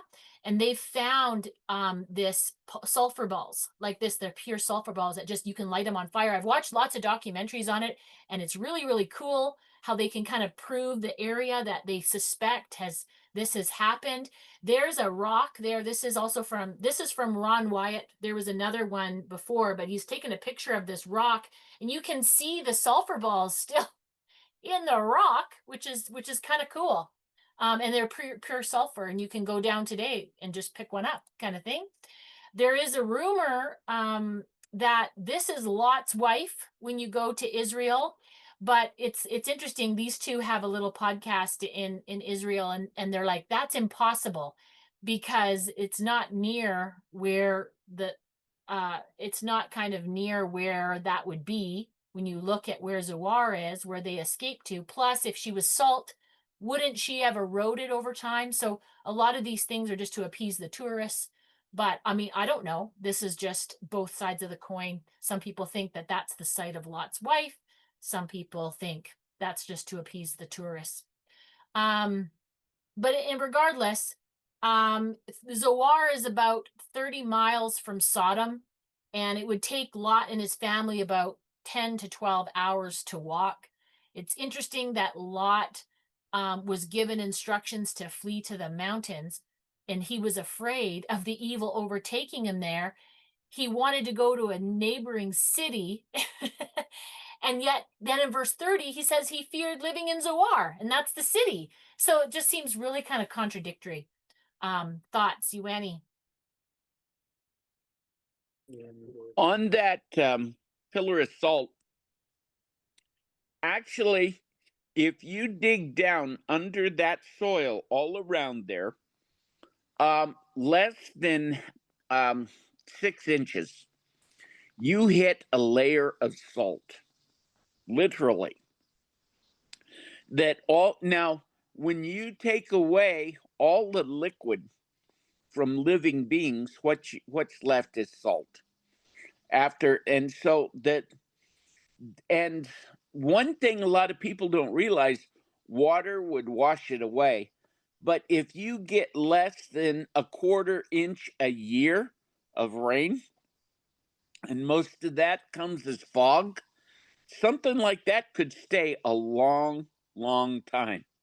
So, yeah, and on those balls of sulfur, one gentleman made a mistake. He lit it, and then it started to burn his finger. I don't know why he was holding it to light it. And he dropped it on the hood of his car.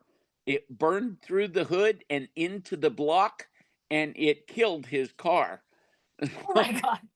The thing is that the animals go there and they will scratch the top dirt to lick the salt underneath.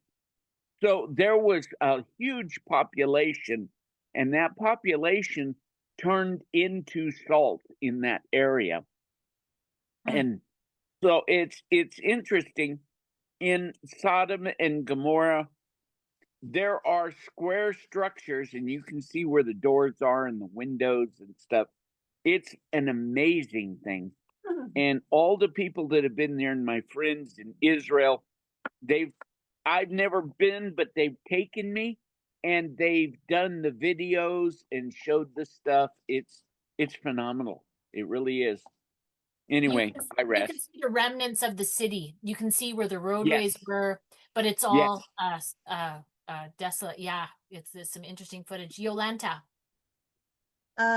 Salt, if it comes to salt, sometimes, not sometimes, salt in a salt mine deposit on a structures in a very, very fast order. I mean, it doesn't take many years. It takes just a couple hours. That's what I saw being in a salt mine. Thank you. Thanks. You worked in a salt mine? Or being in a salt mine? Oh, okay. Just a comment that a knowledge fact that you have. No, I haven't worked in a salt mine, but I've been in a couple salt mines, and one of them I've been where is a hospital and also chapels and they use salt for healing also. So they do have to go and scrape the stairways and the side and walls because the salt literally deposits every day you've got the deposit salt. So I wouldn't be surprised somebody being turned into salt quite fast. Thank you. Yeah. Why salt? Why do you guys think she was turned into salt? I mean, why not just vaporize her? Why not just why a pillar of salt? Anybody have any thoughts on that? This is something I really struggle with. Every time I read this, I'm thinking, what a real tough punishment just for looking back to seeing what was happening. And she lost her life and was turned into a pillar of salt. It just seems a really, tough punishment just for looking to see what was going on. And I struggle with it every time we read this passage. Yolanta. Well, that is a very good question, and I'm really also puzzled with. I see when she turned back, in Aramaic says, because she longed for her family. She longed for someone who was there left behind. So it's kind of like turn into salt. She was promised you will be turned into salt if you're going to turn back. You're not supposed to turn back. Well, was she left alive in that salt for how long? Was she left? So when maybe because I struggle with nostalgia, melancholy and nostalgia toward to something what I left like my country, my home, my background, maybe too. Longer I suffer that nostalgia, longer gets harder to have a relationship with Yahweh. Sometimes it's been very difficult to pray. Thank you. Yeah, that's a good point out, Yolanta. How about you, Xander? Got your hand up. Yeah, I was gonna say it's not that she just looked back. It's like she didn't really want to leave, right? She was like, "Oh, where are we going?" Like she just looked back, like she was gonna miss the place or miss whatever there. Yeah, good point out, Alex. I'm just thinking to try and extrapolate this. And I wonder when we consider what we believe is going to happen in terms of second Exodus, and that perhaps some people that are close to us, our family, who are not walking this walk, might not be on that journey with us, and we might be tempted to look back and think, I wish I could bring them with us. I wonder if there's a parallel there somewhere. Yeah, you got a lot of thumbs up and head nods. Yeah. Matthew? Well, that can be even today. How many of us is it hard for us to separate ourselves from Christianity or families who are still doing Christmas and Halloween and all the other nonsense? It's hard for us to separate ourselves. Could have been something similar, you know. Yeah, exactly. Like I'm a mother. I don't think that the sons-in-laws and the daughters went with them. Like they set them out. The angel, like if I was torn from my fit family, I would be like, oh my gosh, I'm torn in this, and you've got destruction coming. I mean, think about that. Any parent, or was it that was she involved in that sort of lifestyle? Did she get swayed by the culture of there? Was she turning back for that? Like, don't don't turn back, as you guys are saying. If we ever have to flee or whatever, you move forward. He doesn't want you regretting. You need to. Who was saying it? Matthew, was it you that was saying go out in confidence, or was it you, Annie, was saying like be bold and go with confidence? So yeah, both good points. Xander and Destin. Yeah, like what you just said.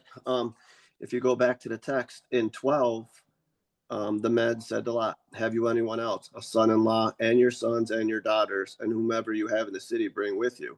But then down in 15, in the morning, he said, get up, take your wife and your daughters who are there. Yeah, So they changed their mind. Like the son-in-laws and daughters weren't an option anymore because they already had refused it. So it's a good point. exactly. Destin.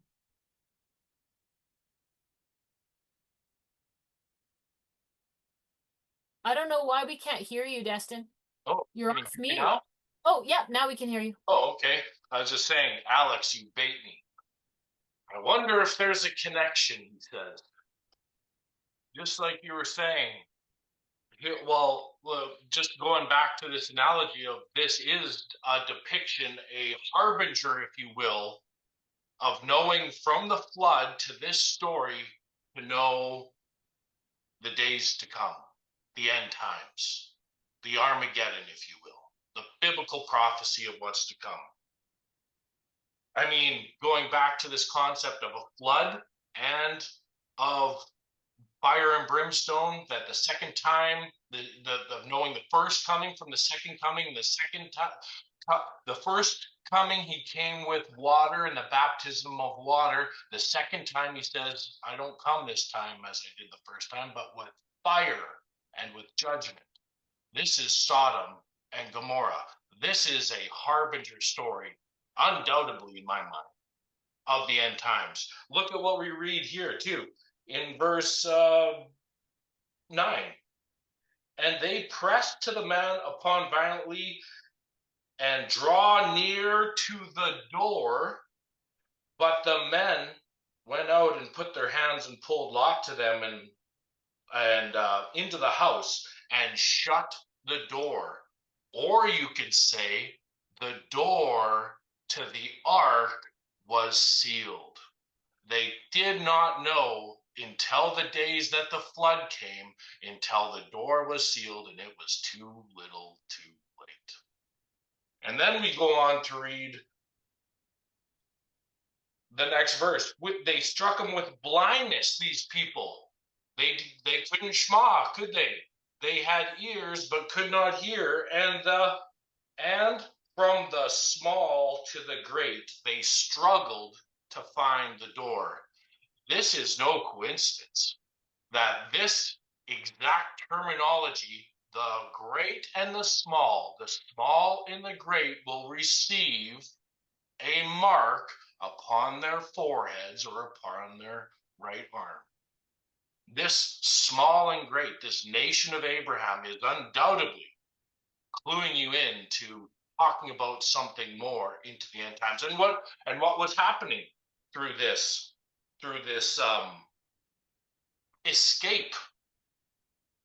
escape in verse 17. And it happened, they led them outside and escaped for your life. Do not look behind you, do not stay in the plain, escape to the mountains. There's another verse that says that exact same thing, talking about the exact same end times that we're making the parallels with. Matthew 24 verse 15. When, therefore, you see the abomination of desolation spoken by Daniel the prophet standing in the holy place, whosoever reads this, let him understand that them who are in Judea flee to the mountains, run to the hills, run to the mountains, and let them which are on the housetop not come down and take anything out of his house. They're coincidentally using same end times terminology language in this story all throughout it. Just look up Zohar too. They when they escaped, they escaped to Zohar, a little place. That Zohar word in Strong's means a little place, a little city, a refuge, like a mountain, like escaping. What are they doing? They're escaping out of the city. They're going into the wilderness, just like in Exodus. They're escaping into the wilderness, just like the second Exodus. And then it's, that word Zohar, which means little place, is synonymous with the exact same word out of Isaiah 26:20, where it tells you to hide for yourself in a little place in Zohar for just a little time. And that's also end times prophecy. And it's just laced with these end times coincidences. So, yes. And then the Moabites and the Amorites, Deneen. We haven't read that yet. So we got to read 30 to 38 to finish up the chapter if somebody wants it. But you, Annie, you have your hand up. Did you have a comment now, or do you want to wait till after? Or Well, yeah, it's the one thing when we read the scriptures, we like to personalize it with our own emotion. And when I'm in the translation project, we have people from all different faiths. And they all say they've left their faith behind. But then when it comes right down to it, the translation, they start putting their own church philosophy in, even though they say they don't have it. And when people leave churches, they keep looking back at their religion. I notice that a lot. And they judge longingly. The one thing about Lot's wife, when she turned to look back, we can all suppose, but the one thing that God we know is Jehovah looks upon the hearts of everybody. So he knows exactly what you're thinking. And if you're looking back longingly for what you're leaving, he knows, and the judgment that he would make would be final, and then we could guess what the reasoning is, but he looks upon the heart. There's something else to consider. You have these children. Parents don't raise children alone unless there is a missing parent in the situation. And both parents have an effect on the thought processes of their children. where one may be very valiant, the other can be a very wishy-washy. And that will affect the children. And so here we have children that are not that solid in the faith as Abraham's children were and grandchildren. And then we have a wife that looks back. I would postulate and present to everybody that she was looking back and longing for what she was leaving, not just her daughters, but the comfortable situation and everything. God, knowing her heart, made that pillar of salt. I That's a good rest. comment. Yeah, thanks you, Annie. Okay, let's finish up the chapter 19, starting in verse 30 all the way to 38. Who wants to read it? And Lot went up out of Zohar and lived in the mountain, and his 2 daughters were with him, for he feared to live in Zohar, and he lived in a cave.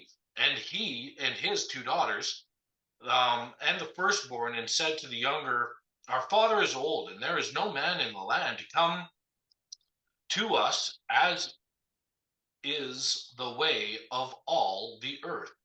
Come, let us make our father drink wine, and let us lie with him, that we may keep seed of our father. Maybe this is another clue as to why Lot gave him the daughter. And they caused their father to drink wine that night, and the firstborn went in and lay with her father. And he did not know when she lay down, nor when she rose up. And on the next day it happened, the firstborn said to the younger, behold, I laid with the father last night. Let us cause him to drink wine together also, and to go and lie with him, so that we may keep alive seed of our father. And they caused their father to drink wine that night also. And the younger rose up and lay with him, and he did not even know when she lay down, and nor when she rose up. And both the daughters of Lot were with child by their father, and the firstborn a son, and called his name Moab. He is the father of Moab to this day. And the younger also bore a son, called his name Ben-Amim. He is the father of the Amorites to this day. So there you have it. So this incestuous relationship between the daughter and their father, they got him drunk. They both became with child, and this is the lineage of the Moabites and the lineage of the Ammonites, which would explain, like I posed it in a question here, was God okay with Israel intermarrying with these 2 groups? No. This is why. This is how this is, and they took matters into their own hands, right? If you can imagine what they had just been through, put yourself into the story. They've heard about the destruction of Noah and the flood. Now what they see, what they know, is their whole city of Sodom and Gomorrah has been desolated by fire. They probably thought it was the end of the world, and it was up to them to repopulate the world. So it's not an excuse for what they did, but it shows the lack of faith, and it also is disgusting, but it also is just it shows that these 2 people groups that came out of this incestuous relationship have wreaked havoc to this day, right? And their practices were pagan. We get a lot of those pagan practices. Oh, I was hoping And you were then, going there. It's yes. well, no, I just the Moabites are all over, but we do know a very famous Moabite that Yes. enters our story. Alex, go ahead. I saw you. You know what I'm about to say. Yeah, so I was just about to say, doesn't Ruth come from the Moabite lineage? So it's interesting that you're talking about this incestuous relationship that brought about this nation where there's an awful lot of trouble and strife, and yet Ruth comes from this lineage and is obviously redeemed. Because isn't Ruth part of the lineage for Yeshua eventually? Yeah, you Yeah, got that right. yes. Yeah, from her relations with Boaz. Yeah, Yeah, fascinating that how it lineage. all She's, intertwines. Yeah. yeah, yeah, very good. Matthew and then Yolanta. I actually have a question, and I know we're not quite there, and you may touch on it. If you do, just tell me. But you're talking about this ancestral relationship between Lot and his daughters, but is not Abraham's wife his sister? Because he says she is of my father, not my mother. So I don't know. Can someone unpack that and explain it? Because I struggle with this in a sense, because later on in Torah it says we're not to marry that close in relations. Yeah, exactly. I'm with you, Matthew. I bring this up, I think, every year. I struggle with this incest thing. Like it just drives, I can't even, my brain can't even comprehend. We read more about it in the book of Yasher, and we read how Seth, they had to repopulate, these daughters had to come somewhere, and it lists the names of the daughters of how they repopulated. So I get that. And I've had it explained to me that well, Jehovah had to make a command because there was too much. Once the bloodlines were, there was only so many choices to intermarry with, then it was like, okay, no more. Like a person cannot marry their father, their sister, their aunt. He put a stop to that. I've heard it explained to me that way, whether I buy that or not. Um, but it's a mystery to me because I can't even wrap my head around it. But on the point about Abraham and Sarah, correct. They were, Sarah was his half sister. So we're going to get there in chapter 20, where did Abraham really lie? Because really, she was his sister, right? He just omitted that they were husband and wife. And so I have a little slide for that point of discussion. But yeah, I heed your point. I feel your struggle. I'm right there. I can't even wrap my head around it. It might have something to do with the bloodlines because, I mean, you hear of incestuous relationships in the field of work that I'm in. I have seen some crazy things as a labor and delivery nurse where you see some incestuous, those children aren't right. Those children have genetic defects. And so we are not, this is, let me be clear, we are not condoning this. We don't understand the practices back then, and why some of that went on is beyond me. Like the jury's out. Like, I don't know. I can't wrap my head around it because I'm living in this day and age where that would be disgusting. So yeah, I'm with you. Yolanta. Yeah, it's very difficult to understand this and very difficult to even think about. But in reality, just let us think for a minute over the fact they knew very well this was not comfortable. So they were using great amount of wine because wine made the father drunk. That means he's not going to make big decision.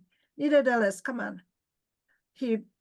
How can you not know something is happening to your body? In some ways, he had to perform. But that means, but what they were seeing around is exactly, I also had situations when I seen in a life really strange things. And like Denise said, working in the medical field, dealing with people, we don't have explanation for some of these things, but there is. So what these ladies saw at that time, that is like many years ago, when we know there were still so-called DNA mix-ups coming out, and there were unusual creations coming, like DNA mess. There were chimeras, there were giants. So they also understood that there is no somebody for us. They want to preserve the original, the lineage of Lot's, Abraham. They want to preserve. Maybe they also long for a mother. I don't know. Maybe they felt their DNA was much more right. So that for that reason, they strive for that child far much more than they even care what was right or wrong. That's for that reason, let's hurry up with that fermentation of wine.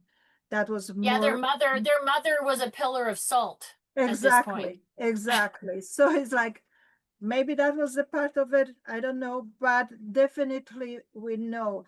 Now, does Jehovah doesn't know what my future will be? Yes, he knows. He also knows what I will do, what I will say, how will I walk with him in the future. So he knew very well when he took them out, he knew very well what will happen in the future.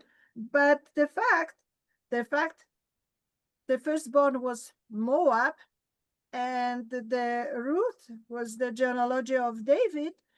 That also kind of like, come on, there's that good plan, and maybe something is not quite right, but there's definitely long for the right DNA, long for the righteous, long for something.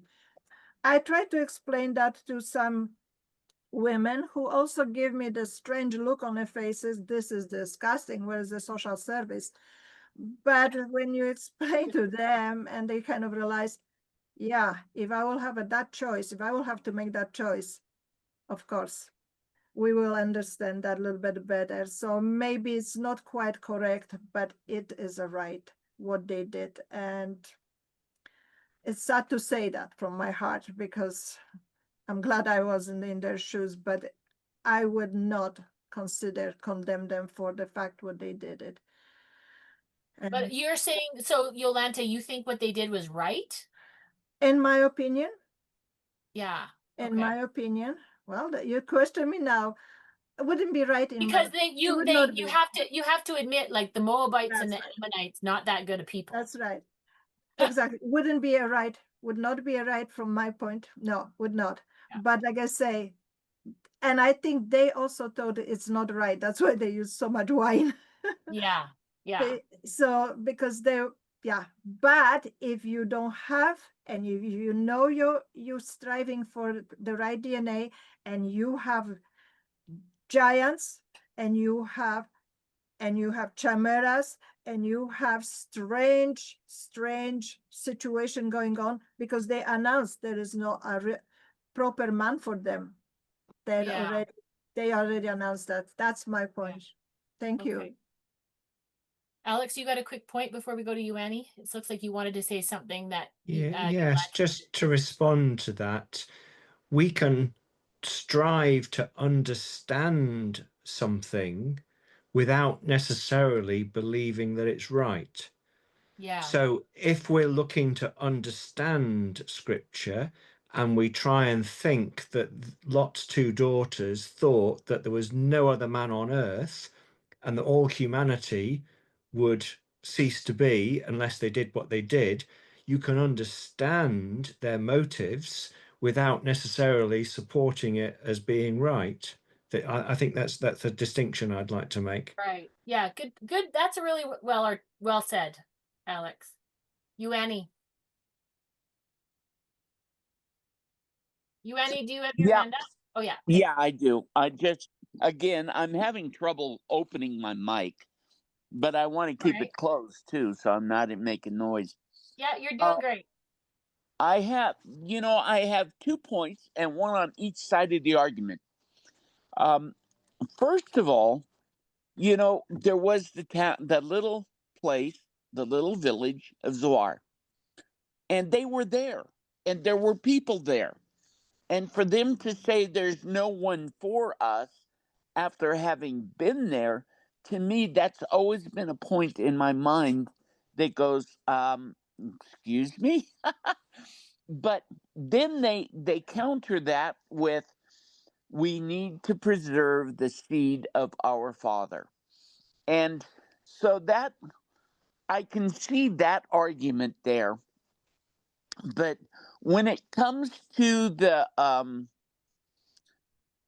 argument about where God stands on this, two points on that is, when Moshe came out of Mount Sinai and they were marching, God told them not to oppress the Ammonites or the Moabites as they passed through their land, because they were of the lineage of Lot, and that they were not to go to war, and they were supposed to buy their goods, which is interesting. And if you go back to Abraham's two sons, Ishmael and not Ishmael, but Ishmael and Isaac. Isaac. Ishmael was made into a group, but his great grandson Amalekite became the Amalekites, where most of the evil came through. And God knew that that was going to happen, and told them to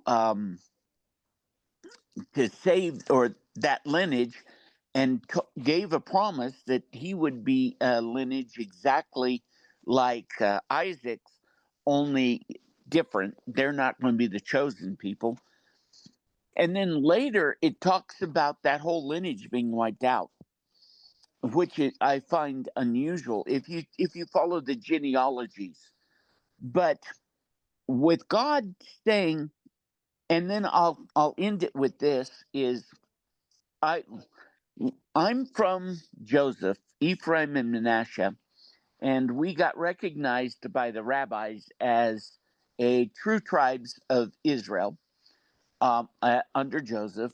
And then they tried to tell us we had to live the Noahide laws, and we countered with, excuse me, your Tanakh, not Tanakh, the other Talmud talks that you can't.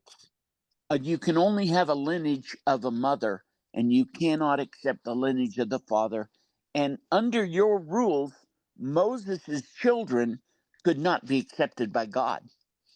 And as you pointed out earlier, they have the rule of no dairy and no meat together. Well, excuse me, if God Himself could eat that, and it was presented by Abraham, and if Moshe's children could be, maybe sometimes we put limitations on God and think, and I mean, all of them, the rabbis get really up in arms if you tell them what they believe is wrong.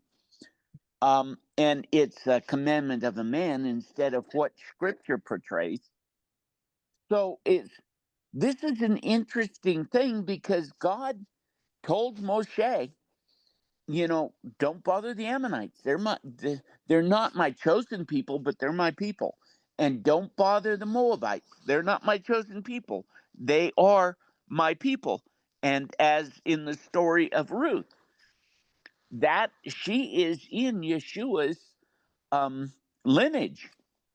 And another one that people is Ruth's husband's mother was from the fall of Jericho. She was the whore that let the spies out and saved their lives. And so you have these two women that are not of the chosen lineage of Abraham, but yet they are of the lineage of Yeshua. So God says, your ways are not my ways, and your thoughts are not my thoughts. So we have to understand, as was said, yeah, we need to understand it. We may not agree with it or see it, but God knows everything that's going to happen on this earth, and He knew it before the foundation of the world. So our thoughts are definitely not His thoughts, and it's just up to us to puzzle it, put it on the shelf, maybe not live it for our choice, because I deal with a lot of people that do plural marriage, and I deal with a lot of people that are monogamous. And you know what? Both are in the Bible. And you even take Abraham. He was a polygynous, and his son Isaac was not, and they were both accepted by God. So it's not for us to dictate to God. It's up to us to live according to how we see it, and then hopefully have that relationship with the Savior that He says, come in, thou good and faithful servant, instead of get the hints, you that live lawlessness. But so it's basically, you can see God on both sides of this. And so that, yeah, preserving the seed of Lot, God protected that seed. And later, that seed, two of the women from that seed, were those that are in Yeshua's very personal genealogy. So I rest, but it's an interesting study when you really take apart the genealogies and the scriptures and the stories. Yeah, it is. It really is an interesting genealogy. But I hear what you're saying. It's like some of these things maybe, for Matthew and myself, we are just gonna like no way, shape, or form do I think polygamy is okay right now. Back in the day, did it happen? Yes. Do I understand the process back then? No, I don't understand it. But to your point, you Annie, is like some of these things had to happen. I don't understand it, but yeah, but obviously some of this stuff went on. So yeah, to your point, Destin. And then we'll Destin, and then we'll do chapter 20. It's an important conversation, morally, biblically, prophetically. We got a couple key things here. I think in verse 30, they hid in the cave, and Lot's two daughters said that there is no man to come into us.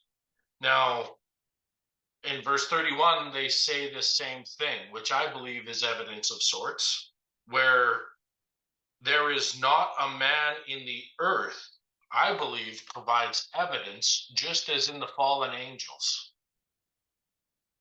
There's no man to go into us. They were seeking this, or maybe even possessed by this spirit, fallen angel. The same thing when the fallen angels came, they were marrying and given in marriage, choosing wives of whom they chose. This is a spiritual fallen angel, I think, demonic kind of connection here of spiritualism, that gives evidence. And then you fast forward time of what God says to the Amorites and to the Moabites throughout all of scripture and prophecy. And he actually goes on to say, we will have this battle of the Amorites or the Ammonites to this day because of what happened here. Now, there's a couple things, I think, key important things going on in verse 30. When he says that they hid his cave, him and his two daughters hid in his cave and made Lot to drink wine and plotted. It says they plotted, they schemed, devised a deceptive plan to preserve the father's seed. So kind of these big overlying concepts here of drinking wine, being sober, preserving seed, or a generation, or your bloodline. I see it very key. Remember, this was also at the time of Passover. It was near there's a couple days connected here, but you turn to First Thessalonians 5:3. This battle of the Amorites is modern day Palestine, or a place in Palestine, or Palestinians, which is interesting. Moabites or Moabs were also linked to the fallen angels and the giants, like I was saying before. I'm not saying that they all were, but there's definitely a fallen angel link there if you look up their genealogy. And then we're wondering, oh my goodness, from the first Exodus and this story, is there a link to biblical prophecy in the second? And I believe right here is another huge one. Remember, drinking wine, preserving the father's seed, but drinking wine in a cave, got drunk, might want to stay awake. For when they say peace and safety, then sudden destruction comes upon them, as travail upon a woman with child, or travail upon a woman who is wanting to bear her father's seed child. and they shall not escape. But you, brethren, are not in darkness, that that day should overtake you as a thief, as these women were kind of thieving the father's seed in a way. You are children of the light and children of the day. We are not of the night. Notice they did it twice at night, nor of darkness. Therefore, let us not sleep. Maybe if Lot wasn't drunk and he was awake, maybe he fell asleep, or this intoxicated, unconscious state when you drink too much wine. Therefore, let us not sleep as others do, but let us watch and be sober. I wonder if this is talking about Lot and his daughters, about if he wouldn't have gotten drunk, he would have been awake and he would have been sober and able to watch what was about to happen. For they that sleep, sleep in the night, and they that be drunk in the night. But let us who are of the day be sober, putting on the breastplate of faith, and it goes on. But this connection, what I'm trying to point out, of what happens between the fall goes back to our conversation. Well, I don't see Alex anymore, but this plays very deeply into the falling away that comes first before the man of perdition is revealed. But let's move on. Does anybody want to read chapter 20?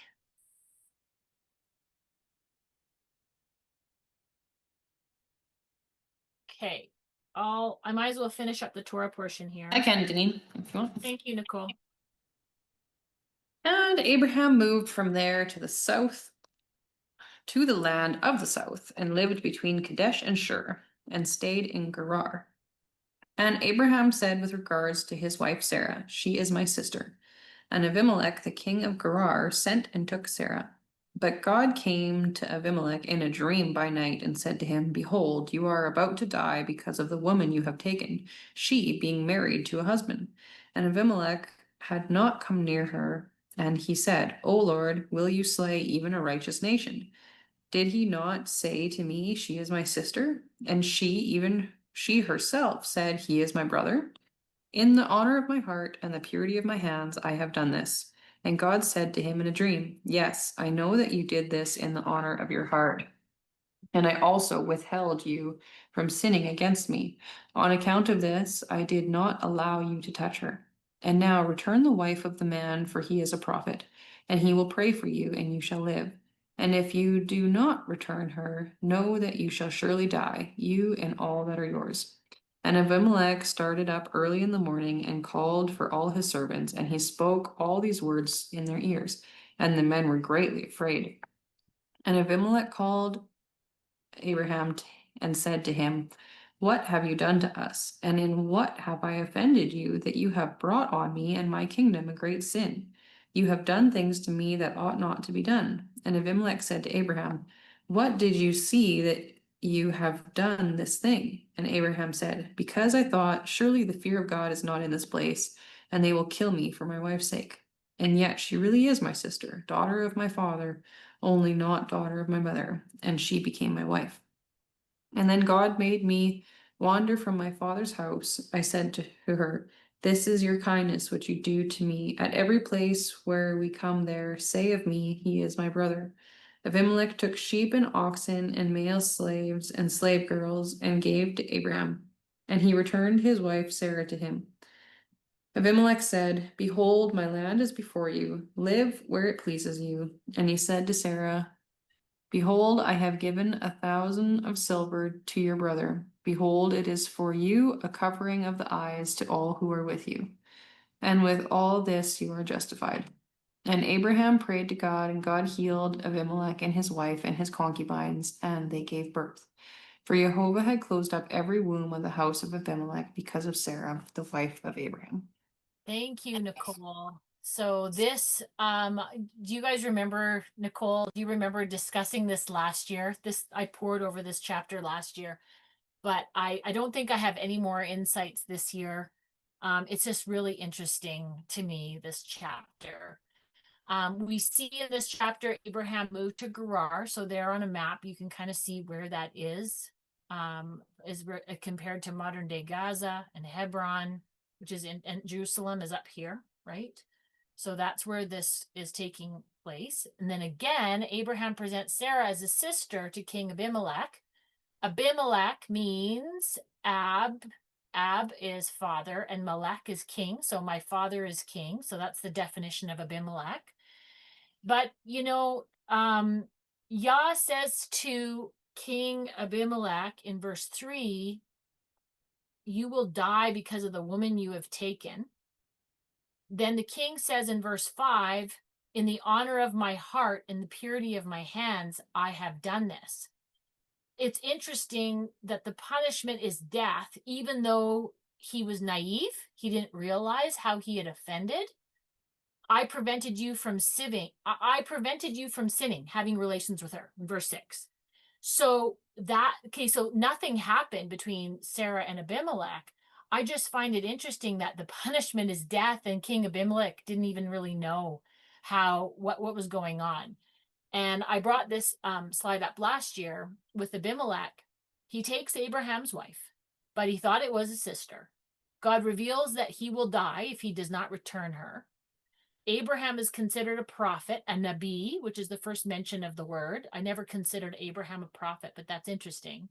He goes to Abraham, and Abimelech asks 3 questions, and he makes one statement. He says, what have you done? It wasn't an accusation, like he's in the dark here. How have I offended you? I acknowledge what has happened is not right. And then he has this very interesting statement. What did you see, Abraham, that I did not see? So he's looking here to understand his blind spot, which I think is really, really interesting. Abraham responds by saying, the fear of is not in this place. That's what I thought. That's very honorable of Abraham. He says, I'm going to be killed for my wife. That's also very honorable of Abraham. He says, I actually didn't lie. We are half brother and sister. So that's a bit more honorable than him lying to the king. And then 4, every place we travel, remember they had left their homeland.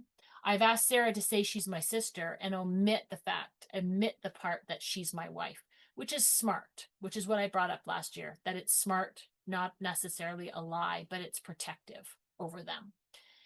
How Abimelech responds to Abraham's response is with physical action. He gives Abraham sheep, oxen, and servants. He returns Sarah immediately. Abraham is given permission to live wherever. And he turns to Sarah and says, he gives 1,000 silver to Abraham and to what? Compensate for something that was this misunderstanding. But then what happens as a result of that, Jehovah heals the king's household. Rapha, they're healed, and the womb is opened up, and they're able to have children. So I just think that's maybe how we should make amends, right? When we ask what we do wrong, we respond and explain how we've offended, and you make amends with physical tokens. And so I just think that that's a really interesting point out for that chapter. Anybody else have any thoughts before we move to chapter 21?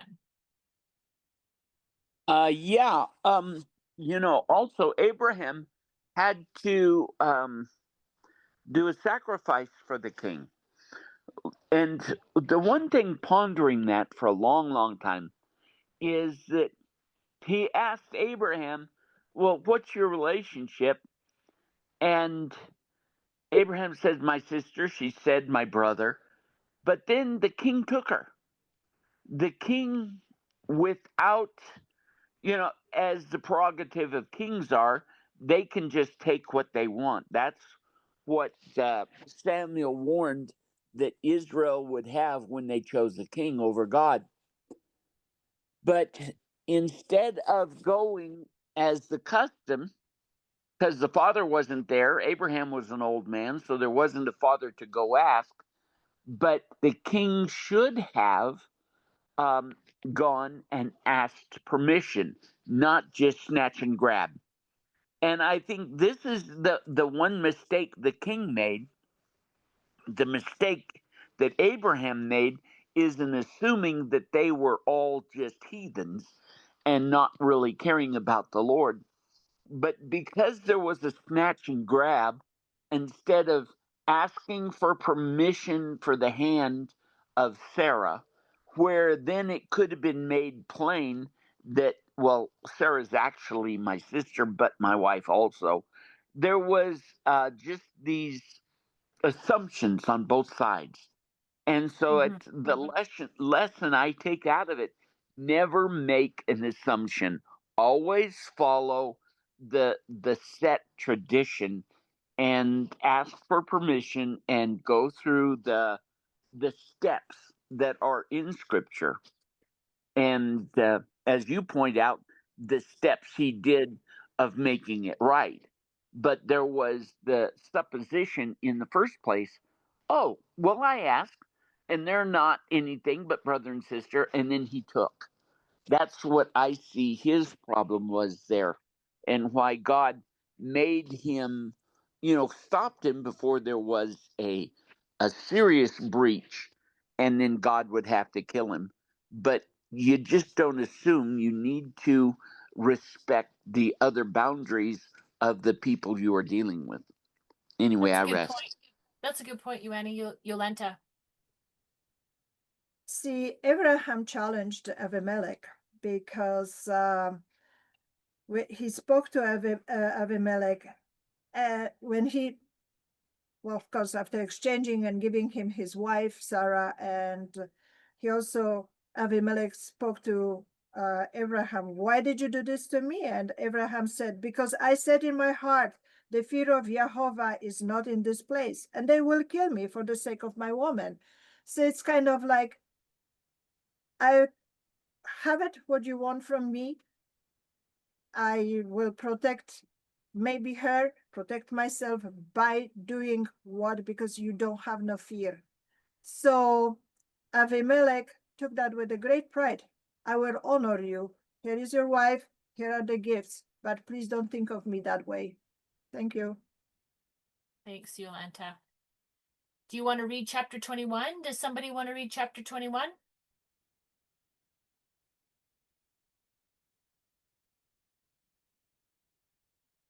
Yolanta, do you want to read it? Okay, thank you. Okay. And 21. And Jehovah visited Sarah as he had said, and Jehovah did unto Sarah as he had spoken. For Sarah conceived and bore Abraham a son in his old age, at the set time of which Elohim had spoken to him. And Abraham called at the name of his son that was born unto him, whom Sarah bore to him, Isaac. And Abraham circumcised his son Isaac, being 8 days old, as Elohim had commanded him. And Abraham was 100 years old when his son Isaac was born unto him. And Sarah said, Elohim has made me to laugh, so that all that hear will laugh with me. And she said, who would have said unto Abraham that Sarah should have given children Isaac? For I have borne him a son in his old age. And the child grew and was weaned, and Abraham made great feast the same day as Isaac was weaned. And Sarah saw at the son of Hagar the Mitzrayim, which she had borne unto Abraham, mocking. Wherever she said unto Abraham, cast out this bondwoman and her son. For the son of his bondwoman shall not be her heir with my son, even with Isaac. And the thing was very grievous in Abraham's sight because of his son. And Elohim said unto Abraham, let it not be grievous in your sight because of the lad, and because of your bondwoman. In all that Sarah has said unto you, hearken unto her voice. For in Isaac shall your seed be called, and also at the son of the bondwoman will I make a nation, because he is your seed. And Abraham rose up early in the morning and took bread and a bottle of water and gave it into Hagar, putting it on her shoulder at the child, and sent her way, and departed and wandered in the wilderness of Beersheba. And the water was spent in the bottle, and she cast the child under one of the shrubs, and she went and sat her down over against him in a good way of as if it were bowshot. For she said, let me not see the death of the child. And she sat over against him and lifted up her voice and wept. And Elohim heard the voice of the lad, and the angel of Elohim called the Hagar out of the heavens and said unto her, what ails you, Hagar? Fear not, for Elohim has heard the voice of the lad where he is. Arise, lift up the lad, and hold him in your hand, for I will make him a great nation. And Elohim opened her eyes, and she saw a well of water, and she went and filled the bottle with the water and gave the lad drink. And Elohim was with the lad, and he grew and dwelt in the wilderness and became an anchor. And he dwelt in the wilderness of Paran, and his mother took him a woman out of the land of Mitzrayim. And it came to pass at the time that Abimelech and Phicol, the chief captain of his host, spoke unto Abraham, saying, Elohim is with you, and in all that you do. Now therefore swear unto me here by Elohim that you will not deal falsely with me, nor with my son, nor with my son's son, but according to the kindness that I have done unto you, you shall do unto me, and to the land wherein you have journeyed. And Abraham said, I will swear. And Abraham reproved Abimelech because of a well of water which Abimelech's servants had violently taken away. And Abimelech said, I know not who has done this thing, neither did you tell me, neither yet heard I of it, but today. And Abraham took sheep and oxen and gave them unto Abimelech, and both of them cut a covenant. And Abraham set at the 7 ewe lambs of the flock by themselves. And Abimelech said unto Abraham, what mean these 7 ewe lambs which you have set by themselves? And he said, for these 7 ewe lambs shall you take of my hand, that they may be witness unto me that I have dug this well. Wherefore he called the place Beersheba, because there they swore both of them. Thus they cut a covenant of Beersheba. Then Abimelech rose up and Phicol, the chief captain of his host, and they returned into the land of the Philistine. And Abraham planted a grove in Beersheba and called there on the name of Jehovah El Olam. And Abraham sojourned in the Philistine land many days.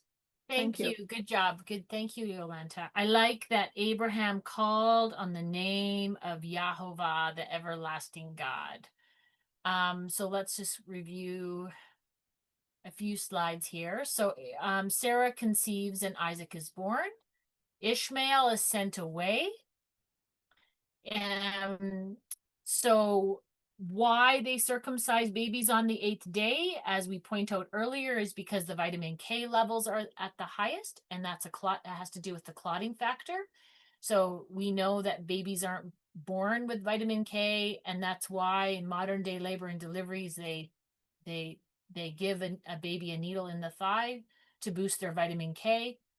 But Jehovah knows this, that the vitamin K spikes on the 8th day. And so that's why they do the circumcisions to this day, on the 8th day. It's interesting that Isaac was born at the appointed time. And Ishmael and Hagar are sent away and wander in the desert. Ishmael would have been about 18 years old. Not like the picture you see here of a little boy, but he was more of an adult. So it's funny, some of the visuals that are out there. we talked about Ishmael and what that means. We see the Shema, the Shin Mem Ayin in Ishmael, to hear and do, which is interesting. And El is God, right? Singular. But if you break down this word Ishmael into its letters or alphabet, you can kind of derive another meaning, and I've got it up here on the screen. My hand destroys the nation's understanding of God's authority or shepherding. So that's another little interesting tidbit. But I want to go back up to verse 9, because this is something that's often not said. We bring it up every year we read this portion. That Sarah saw that the son whom Hagar the Egyptian had born to Abraham was mocking. That word mocking is Strong's 6711. It means mocking, sporting, caressing, entertaining, jesting, laughing, make sport, mocking, playing. And so oftentimes we think of it as being they were roughhousing, or he was making fun of Isaac. No. If you look up some of the uses that word is used, we see it in Genesis 26, verse 8, when Isaac tells Abimelech that Rebekah is his sister. Okay, so here Abraham's son is doing the same thing. We haven't got to that part of the story yet. But then he's spotted caressing his wife. So wait a second. I don't think that they were joking around. That made Abimelech go, wait a second, they're more than brother and sister. They're husband and wife. So they were doing something that Abimelech went, wait a second, Isaac and Rebekah are husband and wife. It's not his sister. So that's interesting. So that gives you a clue as to why Sarah was so angry when she saw Ishmael mocking with Isaac. We also see that word 6711 used in Exodus 32:6 with the sin of the golden calf, when the people were rose up to make merry. And so that also indicates a sexual thing. So you see it there with Isaac and Rebekah as well. Same word. So obviously Ishmael was doing something not so nice with his half-brother Isaac that made Sarah get very upset. And then of course you can read more of the story in Yashar 21 as well. So now I also like to point out that when it's interesting that that the angel of God calls to Hagar from heaven, but nowhere in the text does it mention him by name. It doesn't mention Yahovah. It says Elohim. And I think that's interesting. But when you see in verse 33, when Abraham calls on the name of Yahovah, it's a personal thing. It's a name. And again, a distinguishing between a name and a title. And I like to echo Jeremiah 10, verse 25, that says, pour out your fury on the nations who do not know you, and on the families who do not call on your name, not your title, your name. And Abraham knows Yahovah, knows the God Yahovah, and calls on his name. It's not like Hagar, it's Elohim. It's the same, but it's just more personal. And I just like that. I like to point that out. All right. Any comments on chapter 21 before we go to 22? Yolanta. I found something very interesting about this 16 here. It says 20. It says there. And she went and sat her down on against him in a good way off. What's good way off? What they were going on, what they were doing, why they were mocking, what they were doing.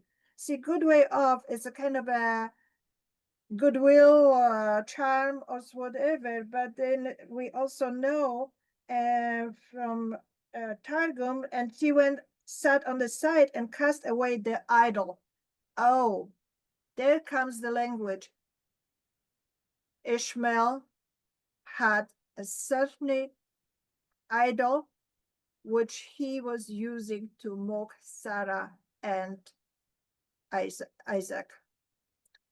I thought that was kind of interesting because, and the voice of the youth was heard in Yahweh. And so then it this says Jehovah did hear and spoke to Hagar and Ishmael. So that was the reason why they were sent out.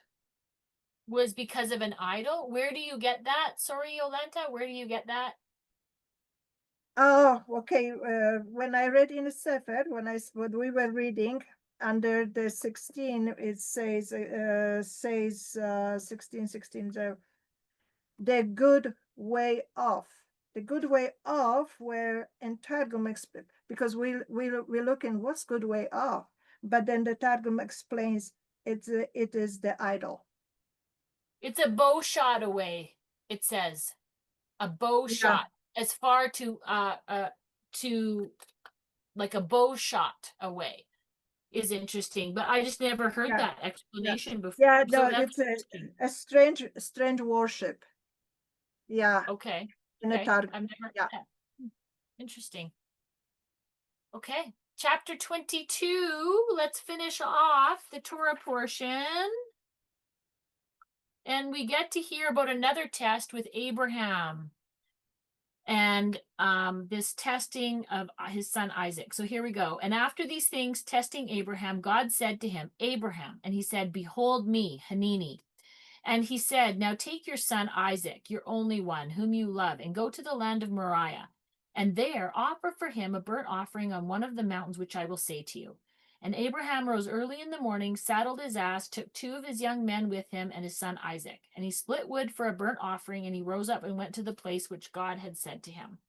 And on the 3rd day, Abraham lifted up his eyes, saw the place from a distance, and Abraham said to his young men, you stay here with the ass, and I and the boy will go to that place that we may worship and may return to you.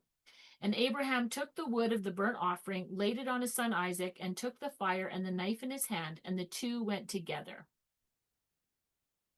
And Isaac spoke to his father Abraham and said, my father. And he said, behold me, Hanini. And he said, see the fire and the wood, but where is the lamb for the burnt offering? And Abraham said, my son, God will see the lamb for himself for a burnt offering.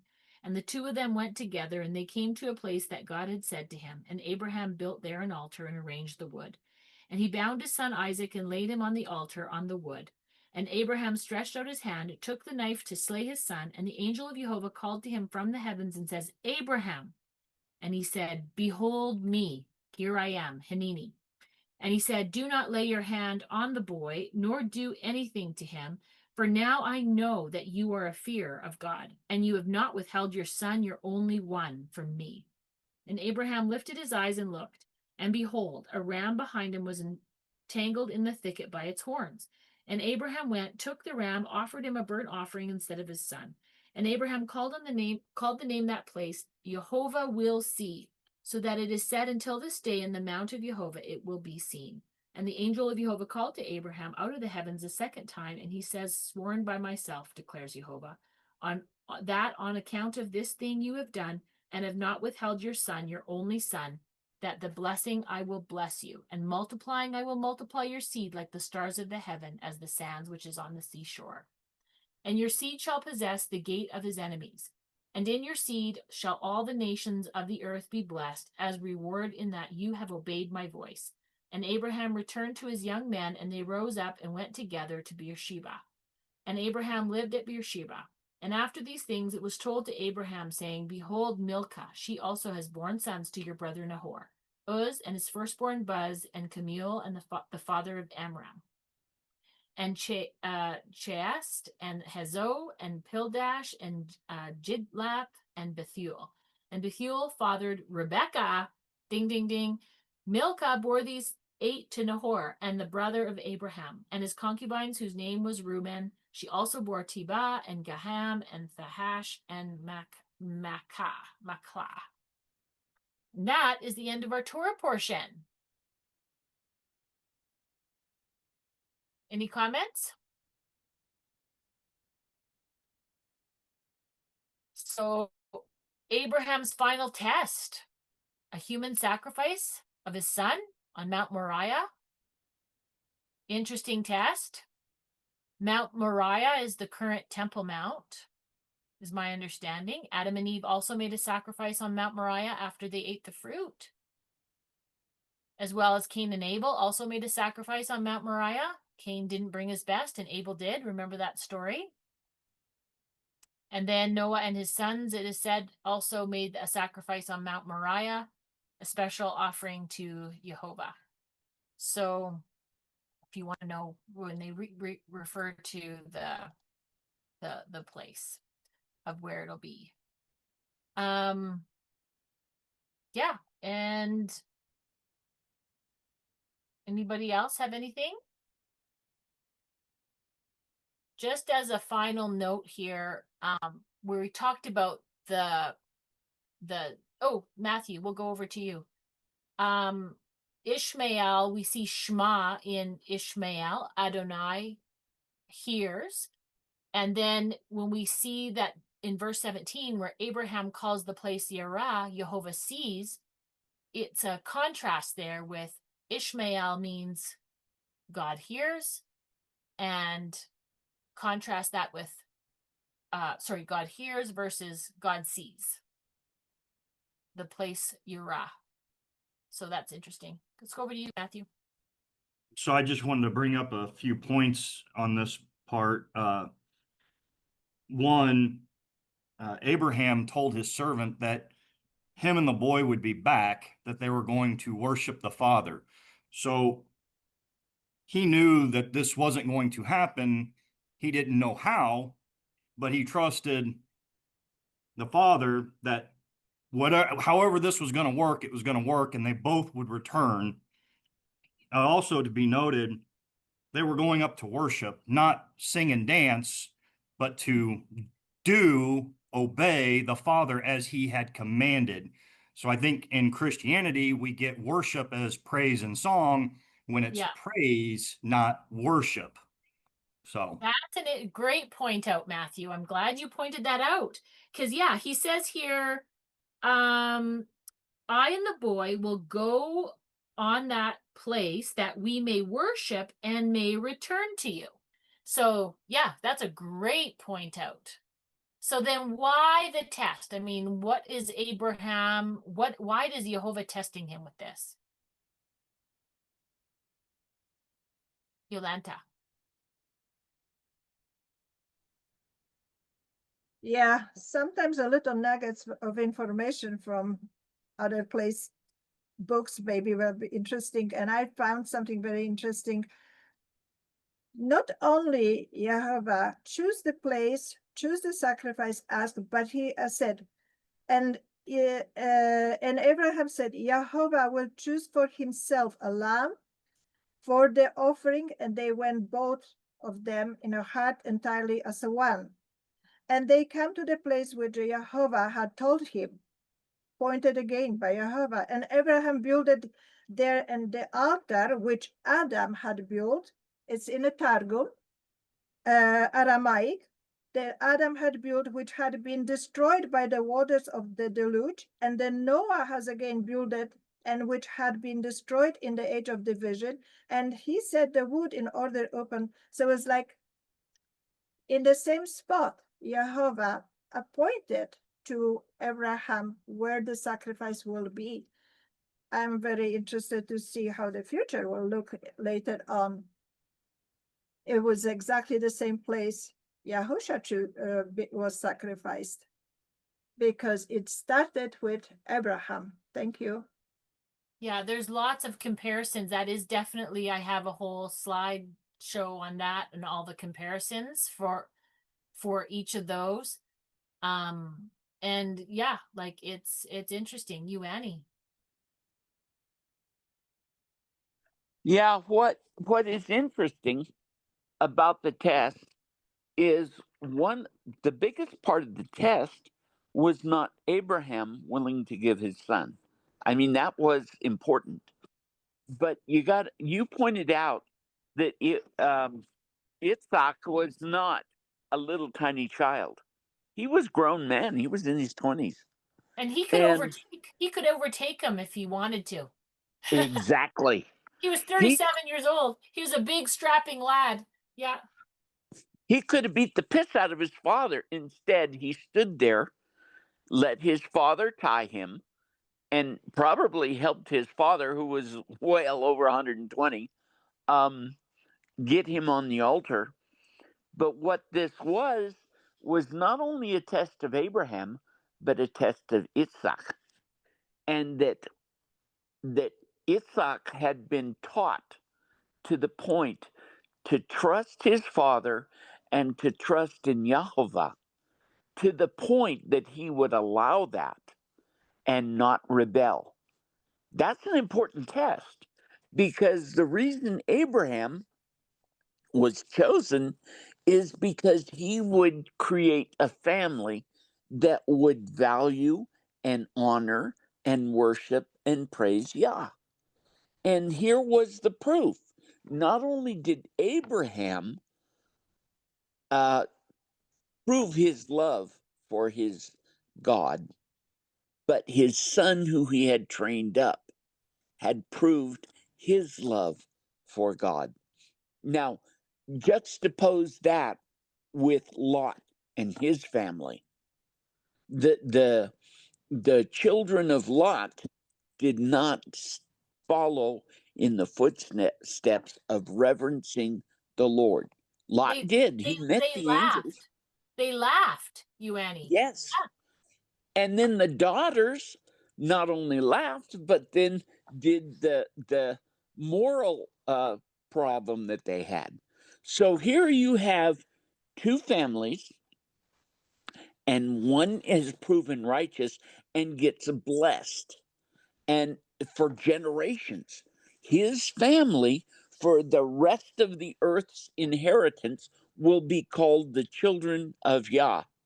And Lot was acceptable, but he didn't receive anything near the blessing and promise that Abraham did. So, yes, Abraham got a test, but the part that a lot of people overlook is the test of Isaac, right along with his father. And so this means a lot to me, and what I seek to achieve in my family is to do that so that I would please the Father in much the same way. I rest. Thanks, you Annie. Nicole. Yeah, the verse to go along with what you Annie's saying, it's probably my favorite verse from this reading. Genesis 18:18. Then Abraham shall become a great and powerful nation, and all the nations of the earth shall be blessed in him. For I have known him, so that whatever he may command his sons and his house after him, even they may keep the way of Jehovah to do righteousness and justice. But that in itself, like, God knows what he's going to do, but that doesn't eliminate the tests.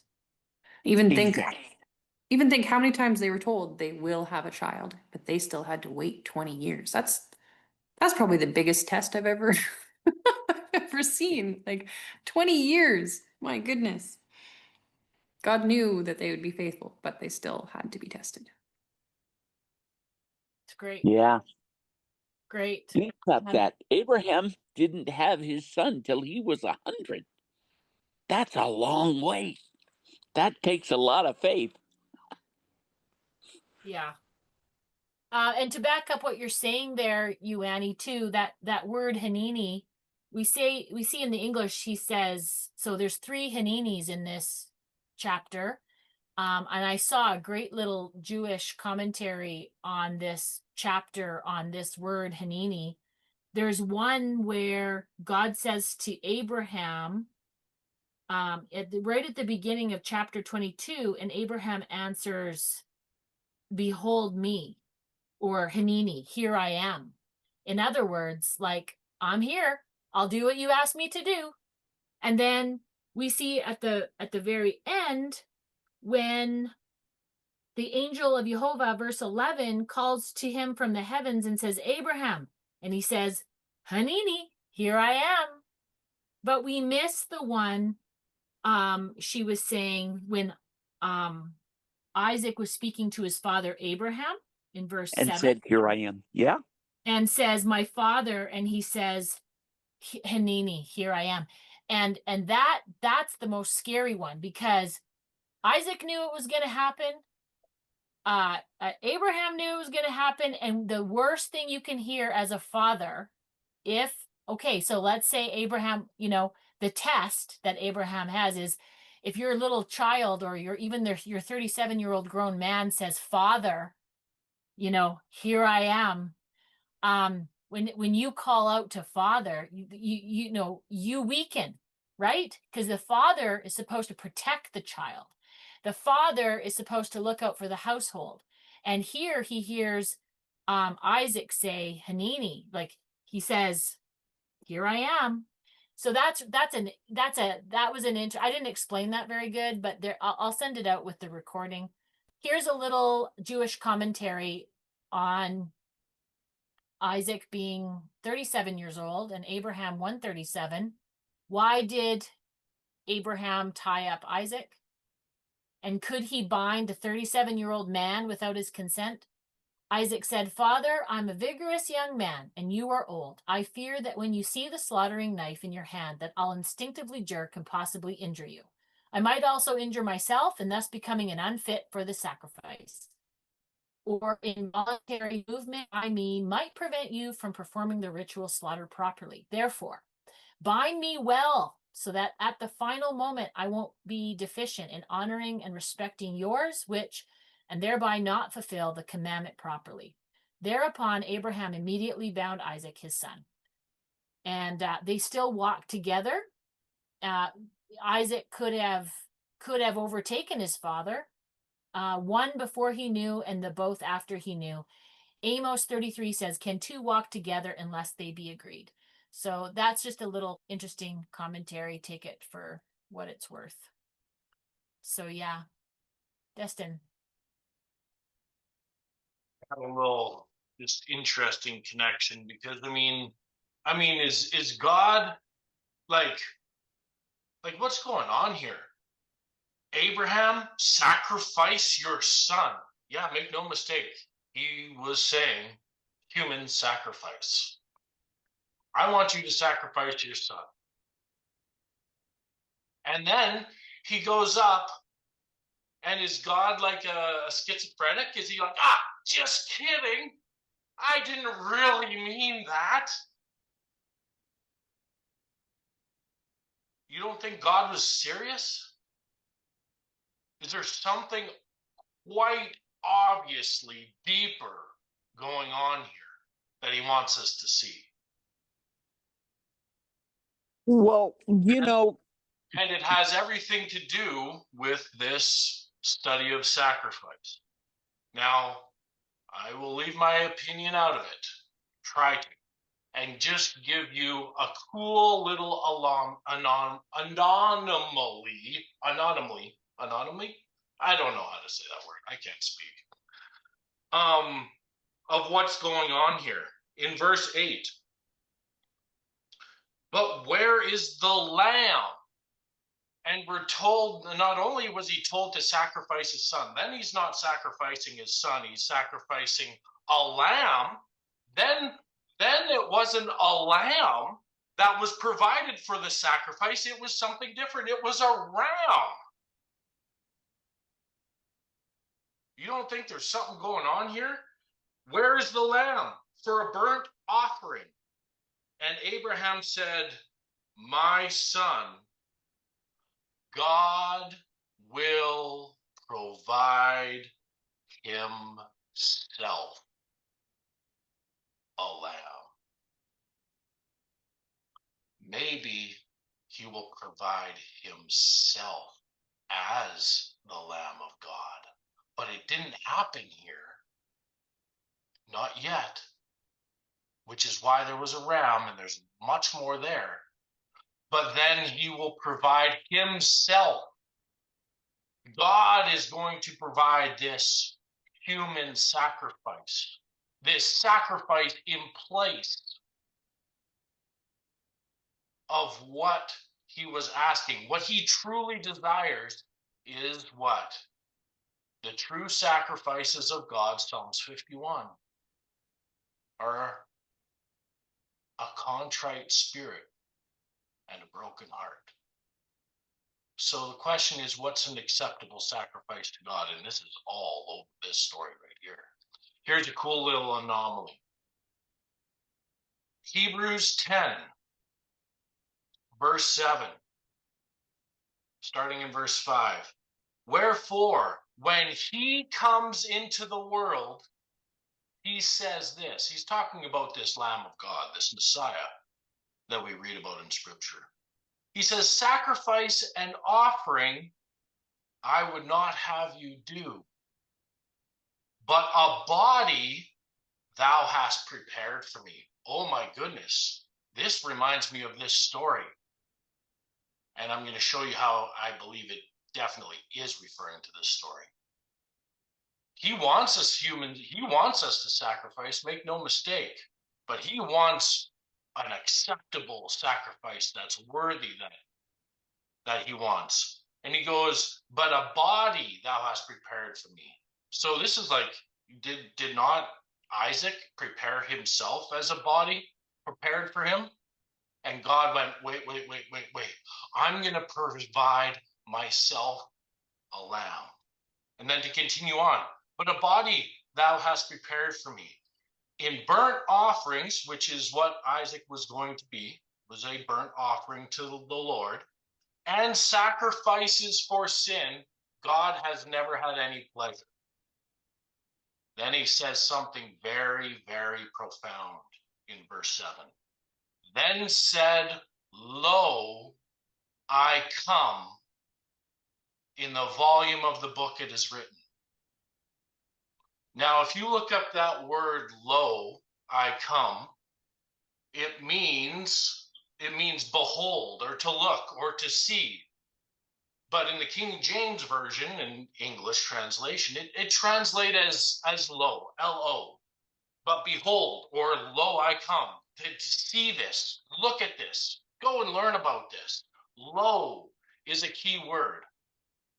Now, it's very cool because when you go now back to the story, right at the part where he says, but where is the lamb for a burnt offering? And Abraham said, my son, God will provide himself in place of my son. My son will be provided for a lamb. Now look up that word, himself. I find it very interesting. There'll be controversy with this, I'm sure. But I find it very interesting that when you go to the Strong's Concordance of that verse, chapter 22, verse 8. If you look it up in Strong's Concordance, that's a Lamed Vav. And it says, God will provide to himself the lamb. Will provide to himself. We're not actually given a Strong's Concordance number for that word, himself. But do you know how you say it? You say it lo. L-O-W. Same word, lo. And we're not actually given the translation of what that word means in Hebrew. But going to the same story for the same burnt offering about God providing himself the sacrifice, it says, then said I, lo, I come. In the volume of the book it is written of me to do thy will, O God. Now that is fascinating because nowhere can you find in Scripture where he says, lo, I come. In what volume of what book is he referring to in Hebrews? It's this little anomaly in the Hebrew that there is no lo translation in this story about God providing himself a lamb. I find that absolutely fascinating. Yolanta. Let's unmute myself. Yes, and there I have in a scripture. And Abraham lifted up his eyes and saw, and behold, a certain ram which had been created between the evening of the foundation of the world, was held in the entanglement of a tree by his horns. And Abraham went and took him and offered him an offering instead of his son. Thank you. Thank you, Annie. Thank you, Destin. In chapter 15 of Genesis, Abraham splits the carcasses of the goats, the cattle, the sheep, and even the dove, and then all day keeps all of the everything away from that, and he makes a covenant, a blood covenant. Now, a blood covenant, once a blood covenant is made, the people that walk between the carcasses, the one that fails it, has to die. Now, it's interesting because when Abraham awoke, he didn't walk those carcasses. The Savior in the smoke and fire walked those carcasses. And then it's, as you just said, he provided his sacrifice. And so that sacrifice, he said, I'm the one that's going to come and do it for my Father's glory. And so he proclaimed himself the Lamb. But he needed a righteous posterity to come through. And this was the proof that Abraham and Isaac and that posterity would be righteous enough for him to come through and fulfill. And as you said a couple weeks ago, Yeshua became sin itself. He took upon the sin of that covenant, that blood covenant, and he was the lamb. Now, the point that people miss, and I wish they were here, is that he became the lamb not as the lamb in the Mosaic sacrifices. He volunteered that he was going to do it because he knew Abraham and every living person on this earth would fail.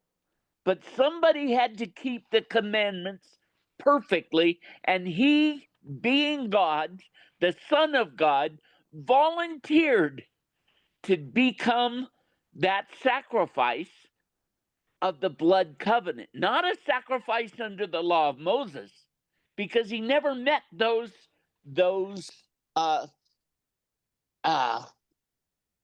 requirements. But he met his requirement where he took on the blood sacrifice and said, I will become sin and I will pay the price for humanity. And then that fulfills Paul saying he adopted us so he could judge us fairly. And this right here in these Genesis from 15 to here, and what you just did ties the plan perfectly. And people miss that. Bless you. Amen, amen, and amen, Destin.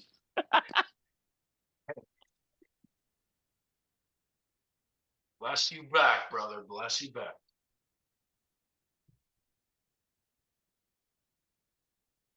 I have some slides from last year.